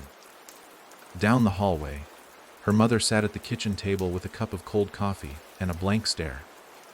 The radio on the counter, which hadn't worked since Alice was born, crackled softly. Only one word repeating over and over: open. The wallpaper had begun to peel in long curls, revealing hidden messages underneath. Sentences written in a child's hand, some backwards, some upside down, none of them readable at first glance. But they were there, and they weren't in Alice's handwriting. Miles away, the car tore down the mountain road, wheels grinding against dirt and gravel as the group pushed toward the town. They didn't know what they'd find there. They didn't know what Alice had become. But Rowan could feel her now, like a tug in his chest, like a string pulled taut across a black sky. Emma sat in the passenger seat, hands clenched, eyes unfocused. She could hear the hum too. But hers came with pictures. Flashes of a girl with blank eyes, a wall glowing red, a door breathing. Cassie drove with both hands gripping the wheel so tightly her knuckles turned pale. She didn't trust the road. The trees were wrong again. The sky had shifted just slightly to the left. Nothing was where it should be. Even time seemed to move sideways. Harper sat in the back, flipping through the journal for the 100th time. The final pages were different now. New ink, new drawings. She hadn't written them. Neither had her mother. They appeared each morning in her handwriting, detailing Alice's progress with eerie precision. Last night, there had been a picture of Alice's house with a black mark over the door. Tonight, there would be something worse. They reached the town just after noon, but it felt like midnight. The clouds had thickened unnaturally, casting everything in a gray so deep it swallowed shadows whole. The street signs had been stripped bare. The houses were intact but empty, not abandoned, not looted, just forgotten. Windows stared back like open eyes, and every driveway had a car parked as though its owner had just gone inside to grab something. But no lights were on, no doors moved, and the silence didn't just hang, it pressed. "She's here," Rowan whispered. Emma stepped out of the car, looking around. "Which house?" Harper pointed. "That one." It was the only one with a closed curtain. The only one where the wind avoided. The only one that watched them as they approached. Alice sat behind her door, humming now in full voice. Her song had no words, just a series of shifting tones that made the walls tremble. Her eyes were closed. Her hands rested on her knees. The keyhole in the center of the drawn door glowed brighter with every note, casting streaks of red light across the room like bleeding sunbeams. When Emma knocked, there was no sound. The wood didn't echo. It simply absorbed the motion, like the house itself didn't want the knock to be heard. Cassie tried the handle. It turned. But the door didn't open. Instead, the wall beside it whispered, not aloud, not in a voice, but in intent. "She has already opened from within." Emma leaned close. "Alice." From inside, silence. Then a voice, not a child's, not human. "Who speaks my name?" Harper drew the journal from her bag, flipping to the page that had drawn itself that morning. There, written in blood red ink, was a phrase. She read it aloud. "I speak not to wake, but to close." The door shuddered. Emma raised her hand. "Alice, we're not here to hurt you. We know she's inside you. We know she's using you." Alice's voice came, faint but clear. "She's not using me. I let her in." Cassie stepped back. "She's merged." Rowan clenched his fists. "Then we need to unbind them, before the last verse is sung." Harper stepped forward. "There's only one way." She opened the journal to the newest drawing. It showed a door with 4 shadows standing around it, hands raised. And below it, a line written in a language only Rowan could read. He read it aloud, trembling. 4 stand to break what one began, but one must leave to end the span. Cassie blinked. What does that mean? Rowan's face went pale. One of us has to go inside. Alone. Silence. Then Emma said, I'll go. Harper grabbed her wrist. No, you're the mirror. If you go in, she might never let you out. Cassie looked at Rowan. It's you, isn't it? He nodded. I've been connected to her the longest. If anyone can reach Alice, it's me. Harper reached into her bag and handed him a shard of the old mirror from the attic. Take this. If she tries to twist you, show her what she really looks like. He nodded, took the shard, and stepped toward the door. The others formed the circle around it, hands raised. As Rowan touched the keyhole, the hum grew deafening. Then, everything went still. The door opened and swallowed him whole. Inside, there was nothing. No floor, no ceiling, just red light. And Alice, standing in the center of it all, eyes glowing. You're late, she said. Rowan didn't answer. He held up the shard of mirror. The Queen's face reflected in it, shifting, fractured. And for the first time, she screamed. The scream didn't echo, it consumed. Rowan felt it ripple through his bones like shrapnel, the sound vibrating not just in the air but inside him, in places thought too old to stir again. The red space pulsed in time with her voice, as if the Queen's rage shaped reality here. Around him, the world fractured and warped, walls blooming from nothing, doors appearing and vanishing, floors turning to sky and back again. But through it all, Alice stood still, untouched, her feet flat on invisible ground, her eyes lit with something that wasn't light. It was memory, too much of it, bleeding through the edges of a child's mind like a flood behind thin glass. Rowan didn't flinch. He gripped the mirror shard tighter and stepped forward. She's not you, he said, his voice thin but steady. You're not her. Alice tilted her head. Aren't I? She needed someone to remember her. I did. She needed someone to finish the song. I sang. And now I don't have to be alone anymore. You were never alone, Rowan said, though even he could hear the tremble in his words. She smiled, not kindly. I was exactly alone. You know what that's like? Don't pretend you don't. Rowan stepped closer. I do. But I also know what it's like to survive it. To come back from it. You're not past saving. I don't want to be saved, she whispered. Then the Queen showed her face again, not just in Alice, but around her. The walls cracked, and through them came the echo, not as a person, but as pressure, as shape, as shadows stretching long and slow across a sky made of rot. Teeth unfolded in the ceiling. Eyes blinked open in the floor. Hands, too many hands, reached from behind the red mist. Rowan could feel her in his lungs, behind his eyes, brushing against the tender parts of his mind with the care of a spider crawling over its next meal.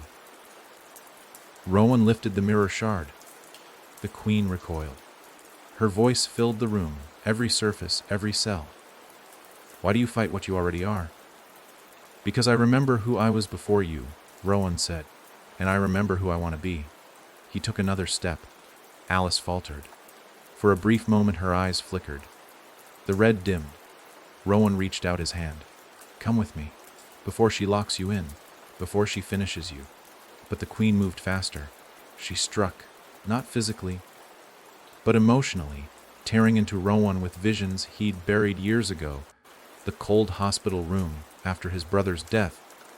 The emptiness of a childhood home after his parents stopped looking him in the eyes. The sound of a lock clicking behind him the first time he ran away. She twisted each memory, warped them until they weren't just sad but poisonous, tools to convince him he'd always been broken. Rowan dropped to his knees. The mirror shard clattered beside him. Alice reached for it, and time stopped. Outside, the others felt it like a punch to the chest. The hum that had held the air, taut for hours, suddenly snapped, replaced by a silence that was too complete. Not the stillness of peace, the stillness of held breath before a scream. Harper dropped the journal. The final page had written itself. It read, "One must break, or all shall open." Cassie grabbed Emma's hand. Something's wrong. Emma's voice was barely audible. It's her. She's choosing. Inside, Rowan crawled toward the shard, dragging himself forward through air that had turned to molasses. Every thought screamed for rest, for surrender. But then he looked up and saw Alice. She was holding the shard, not to use against him, but to see herself. In the mirror's reflection, her face changed. She didn't see the queen. She saw herself, 8 years old, clutching her stuffed rabbit, crying on the stairs after her parents' fourth fight that week, waiting for someone to ask if she was okay. And no one ever did. She looked down at Rowan, and she remembered, the real kind of remembering, the painful kind, the kind that gives you your life back. With trembling fingers, she pressed the mirror against her chest and whispered, "I don't want to be her." The red room cracked, splintered, shattered. Rowan screamed as the world bent inward, collapsing like paper and fire. The last thing he saw before the light swallowed him was Alice falling toward him, reaching. And outside, the door exploded outward. A wave of red mist surged from the threshold, knocking all three of them backward. Harper hit the ground hard, skidding through gravel, the journal torn from her hands. Cassie rolled with the force, landing in a crouch with her knifey drawn on instinct. Emma scrambled up, already running toward the wreckage. Rowan was lying just past the porch, alive, barely, but alive. In his arms was Alice, unconscious, breathing. And the house behind them was gone. No splinters, no debris, just grass. A perfect square of untouched grass where the structure once stood.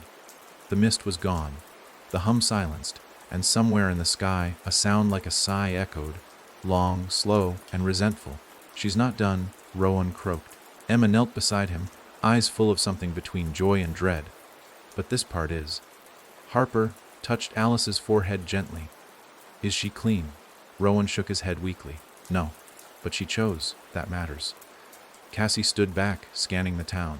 "Then we move, now, before the next door builds itself." Harper nodded. "But where?" Rowan closed his eyes, listening. And in the distance, so faint none of the others heard it, came a voice. Not the queen's, a boy's. Singing. The boy's voice was like a frayed ribbon carried on the wind. Soft, cracked, but unmistakably there. Rowan's eyes fluttered open, blood drying at the corner of his mouth as he whispered, "Do you hear him?" Cassie leaned down, straining, but there was nothing. Not yet. Just the sound of wind brushing through leaves that shouldn't be moving. But Rowan nodded, half to himself. He's starting to sing. Like she did. They didn't ask how he knew. After what happened with Alice, they understood some things could only be felt. Like a splinter in the soul, or a thread being tugged from far away. The queen hadn't been stopped. Not fully. Alice had interrupted the ritual, broken her hold, but the echo was clever. Patient. She had already moved on, sinking into another vulnerable mind before her song had even ended. Another opener had been chosen. Alice lay still on the grass where the house had vanished, her breathing shallow but steady. Her skin was cold to the touch, and her hair was streaked with faint threads of white, like frost had kissed it. Emma knelt beside her, brushing the girl's damp hair from her eyes. "She saved you," she said to Rowan. She broke the queen's grip. Rowan coughed. "Only for now." Harper opened the journal again. Another page had appeared, this one with a name scribbled hastily in the margins, Jamie K. beneath it. The outline of a house, nothing like the suburban homes they'd seen before. This one was narrow-leaning, almost broken in design. Not a real place, more like a child's interpretation of a haunted house. Twisted chimney, jagged roof, windows like watching eyes. Below it, coordinates, faint, smudged but traceable. Harper's voice was flat. "The next door is already building." Emma stood, scanning the empty street. "Then we move. We take Alice with us. We're not leaving her here. Not again." Cassie walked to the car and threw open the back door. "She rides with me." They loaded up quickly. Rowan was too weak to walk on his own, so Harper helped him into the passenger seat, while Alice was carefully laid across the back with blankets tucked around her. The wind shifted again. carrying with it the scent of smoke and pine and something else. Something faintly sweet, like candy left too long in the sun. As they drove toward the new location, the landscape began to change. The sky dimmed even though the sun hadn't set. Trees leaned closer to the road, not as if they'd grown that way, but as if they were listening. Cassie clenched the wheel tighter. "You feel that?" she asked. Emma nodded. "Yeah." She's laying breadcrumbs again. Little memories along the way. Sure enough, the roadside began to change. Signs once blank now bore names from their pasts, stores they'd known as kids, slogans they hadn't heard in decades. A billboard read Aliodevar or Ella Fargut. Rowan opened his eyes. This is new. She's not hiding anymore. Harper stared out the window. She's showing off. And then the trees broke. They emerged into a clearing. In the center of it, just as the drawing showed, stood a crooked house. Tall and thin, like it had been pulled upward by some invisible string, its boards rotting, its foundation cracked. But it was new. Fresh rot. Fresh bones in the yard. A swing set twisted by wind that wasn't there, and on the porch, a boy. Barefoot. Staring straight at them. Jamie. He couldn't have been older than 10. Pale. Freckled. Dressed in pajamas. And humming. Just like Alice had. Just like Rowan once did. Just like all the others who'd carried her inside them unknowing. Cassie killed the engine. No one moved. Jamie stepped forward. She said, "You'd come." Emma opened her door slowly. "Jamie, we're not here to hurt you." "I know," he said, eyes wide. "She told me you'd say that too." Rowan leaned heavily against the doorframe. "What else did she say?" Jamie tilted his head. "That the next door would be the last one. After this, she doesn't need to hide. She becomes the house. And then, she opens everywhere." Harper whispered, "That's not just a boy. That's her voice in his mouth." Jamie turned toward her and smiled. Not like a child. Like something wearing a child's skin. "You've brought the key," he said. Emma tensed. "What key?" Jamie's smile widened, and his eyes flicked toward the back seat, toward Alice. Rowan's voice broke. "No, no. She's free." "She was," Jamie said softly. "But she's still marked. Once you open a door, you never really close it. You just leave it cracked."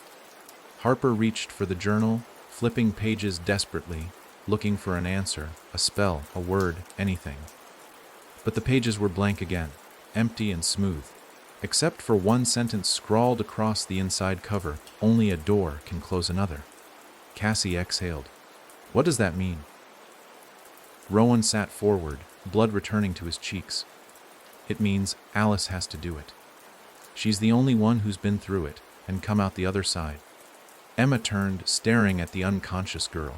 "She's barely hanging on." "She doesn't have to be awake," Rowan said. "She just has to choose." The wind picked up suddenly, tearing leaves from the trees in tight spirals. Jamie's voice was quiet now, reverent. "She's here." And the house behind him breathed. The boards expanded outward like lungs inflating.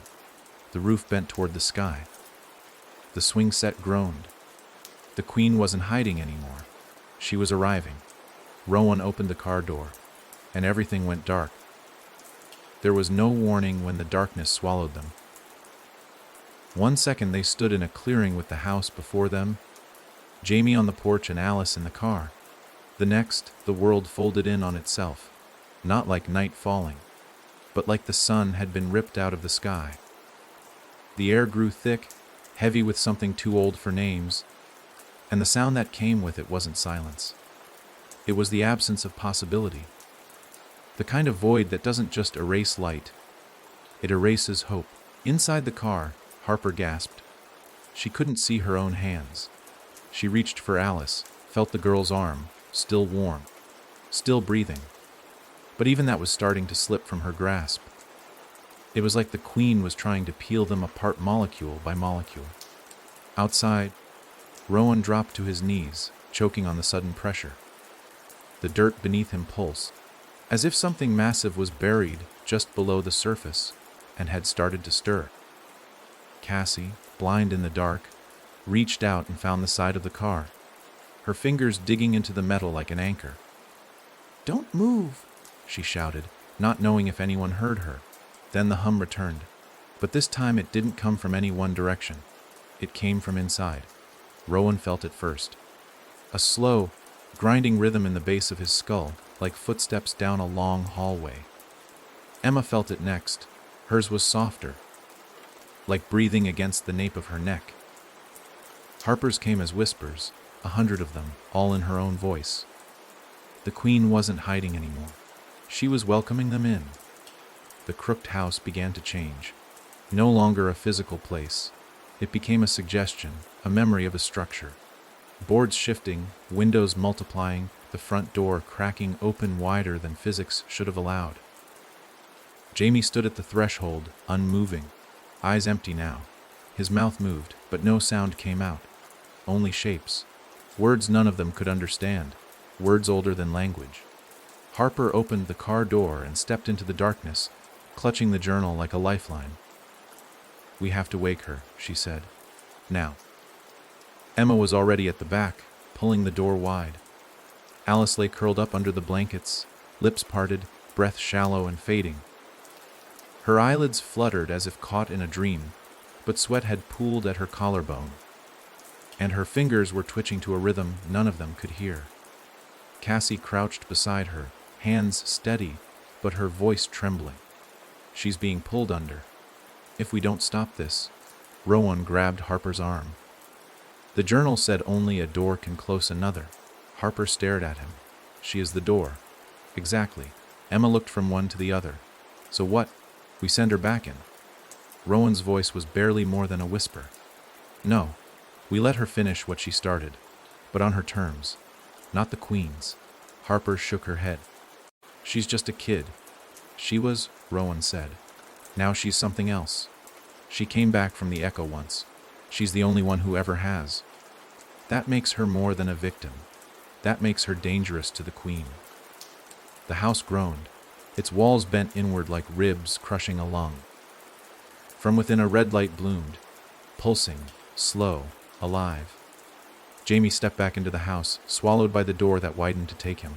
And with him, the last shred of natural light disappeared. What remained wasn't dark, it was hollow. Alice sat bolt upright in the back seat, eyes wide, mouth open. She screamed, but no sound came out. Instead, a blast of memory poured from her. Images burst in everyone's mind. Flashes of the past she never spoke about, the first time her father raised his voice, the birthday she spent alone, the mirror she'd stared into when the Queen whispered her name for the first time. They all saw it, felt it, lived it. Her pain became theirs. And in that moment, the Queen winced. Somewhere inside the house, the humming skipped, like a record scratched across vinyl. Alice turned toward them, her eyes no longer red but clear. "I remember now," she said. Rowan moved forward. "Then go. Do what you have to." Cassie placed the mirror shard in Alice's hand. Emma pressed the journal to her chest. Harper kissed the top of her head. "You are not alone." Alice stepped out of the car barefoot, walking across the dirt and dead grass toward the house. The light grew brighter as she approached, until the structure was glowing from within, casting shadows that danced and screamed silently. Jamie appeared again at the threshold, his face split between two expressions, one of terror, one of joy. Alice walked past him, and the door closed behind her. Silence, the hum cut out. The wind dropped, the trees stood still, nothing moved. Then, the ground shook violently, sending all four of them sprawling. A low roar built from beneath, not a scream, but a wail of fury, ancient and relentless. The house exploded from the inside out, shards of wood and memory raining down like confetti made of grief. Red mist poured into the sky, boiling away into the clouds, and in the center of the wreckage stood Alice, unchanged, alive and free. Behind her, the remains of the house were dissolving into ash, no trace of Jamie, no sign of the Queen. Rowan staggered forward. "Is it over?" Alice turned slowly, and for the first time in what felt like lifetimes, she smiled. "She's gone." Harper exhaled. Emma dropped to her knees. Cassie just stared, knife slack in her hand. The queen had fed on memory, on grief, on the spaces people tried to forget. But Alice had done what no one else ever had. She'd remembered everything. She'd turned memory into armor. And in doing so, she'd starved the queen. Denied her the one thing she needed to survive silence. They gathered around Alice, and for the first time since Salt Hollow, no one heard the hum. No one saw a mirror crack. No voices whispered from behind trees. The world was still, truly still. But as they turned back to the car, as Rowan opened the driver's door, a single page fluttered loose from Harper's journal. Emma caught it, blank at first. Then one sentence burned into it, letter by letter. You closed the door. But you didn't destroy the house. The echo might have ended. But somewhere else, another foundation had already been laid. They never expected peace to feel this heavy. The days that followed Alice's return were oddly quiet. No whispers in the wind, no flickering lights, no strange dreams pulling them from sleep. But it wasn't over. Not really. The queen had been exiled, her voice silenced, but the house, the first house, remained. It began with a question none of them could shake. Where had she come from? They sat around the fire 3 nights after the final door fell. Alice hadn't spoken much. She spent her days drawing. Pages and pages of crooked houses, staircases that bent back on themselves, doorways that screamed without sound. When Harper asked her what she was drawing, Alice answered without looking up, the original. Rowan leaned in. The first house. Alice nodded. The one that wasn't built. The one that was remembered. Emma stared into the flames. She wasn't born in a body. She was born in a place. One that never made it out of the mind of whoever created her. Cassie threw a twig into the fire. Then we find that place. Rowan exhaled. You don't find a memory, it finds you. But Alice disagreed. She pointed to her most recent drawing. It wasn't a house. It was a field. Wide. Empty. One lone tree in the center, nothing else. Beneath it, she'd written 3 words where it began. Harper recognized the spot instantly.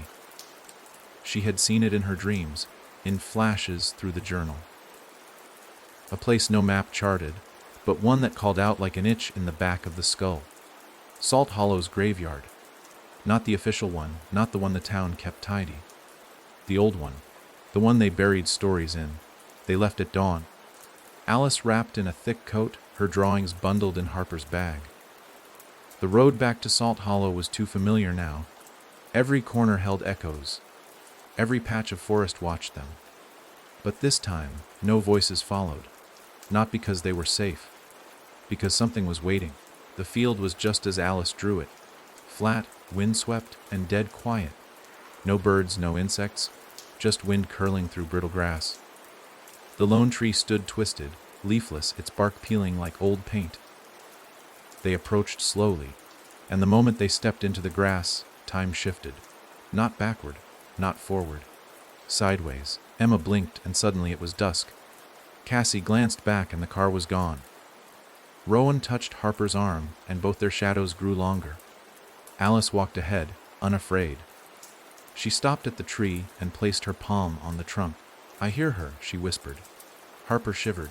The queen. No, Alice said. The builder.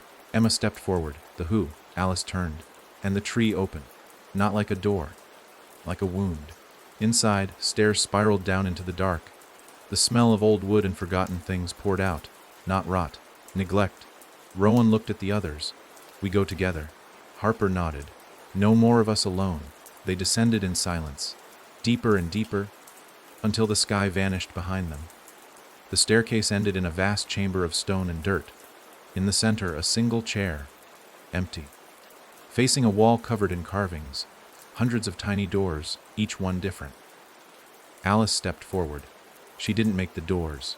Someone else did. She just learned to use them. Rowan stared at the wall. So who built this? The air shifted. A figure emerged from the shadows. Not the queen. Not human. Not anything with a face. It moved like a shadow stitched to itself, whispering as it walked. I built them, it said. Who are you? Harper asked. The figure tilted. I was once a man. a father, a husband. But grief unmade me. I wanted to forget. I wanted to build a place to hold the pain. I didn't know what would wake inside it. Emma's voice cracked. The queen. The figure nodded. She is grief given voice. Memory with no end. She was born here, fed on my sorrow, and escaped when others began to remember. Cassie stepped closer. Can she be destroyed? No, the figure said. But she can be closed, for good, if someone builds the final door. Alice stepped forward. Show me how. The figure raised one hand. The floor split, and beneath it, the blueprints, dozens of them, fluttered into view. Each one a different house, a different door, and one blank page at the center. The final door. Alice stepped into the circle of light and took the page. She knelt and drew. Not a house of grief, not a mirror, not a memory, but a house of silence. No echoes, no screams, just a place where the queen couldn't feed. A door with no keyhole. When she was done, the chamber began to shake. The figure looked at them one last time. Once it's built, you won't see me again. She'll be locked beyond memory. The ceiling cracked. The staircase vanished. Alice stood in the center holding the drawing. And then, everything shattered. Light, dark, wind, silence. They awoke in the field, under a blue sky, the tree gone, the hill flat, no stairs, no door. Alice sat beside them, blinking into the sunlight. She's gone, she said softly. Rowan touched the ground. The builder, gone too. Harper looked at the sky. For the first time in months, it was just sky. No faces in clouds. No shadows, just peace. Cassie stood slowly. We won. Emma smiled faintly. We ended it. No more humming. No more doors. Just life. And the knowledge that some things don't need to be remembered to be respected. Some griefs are meant to rest. And some houses should never be built again.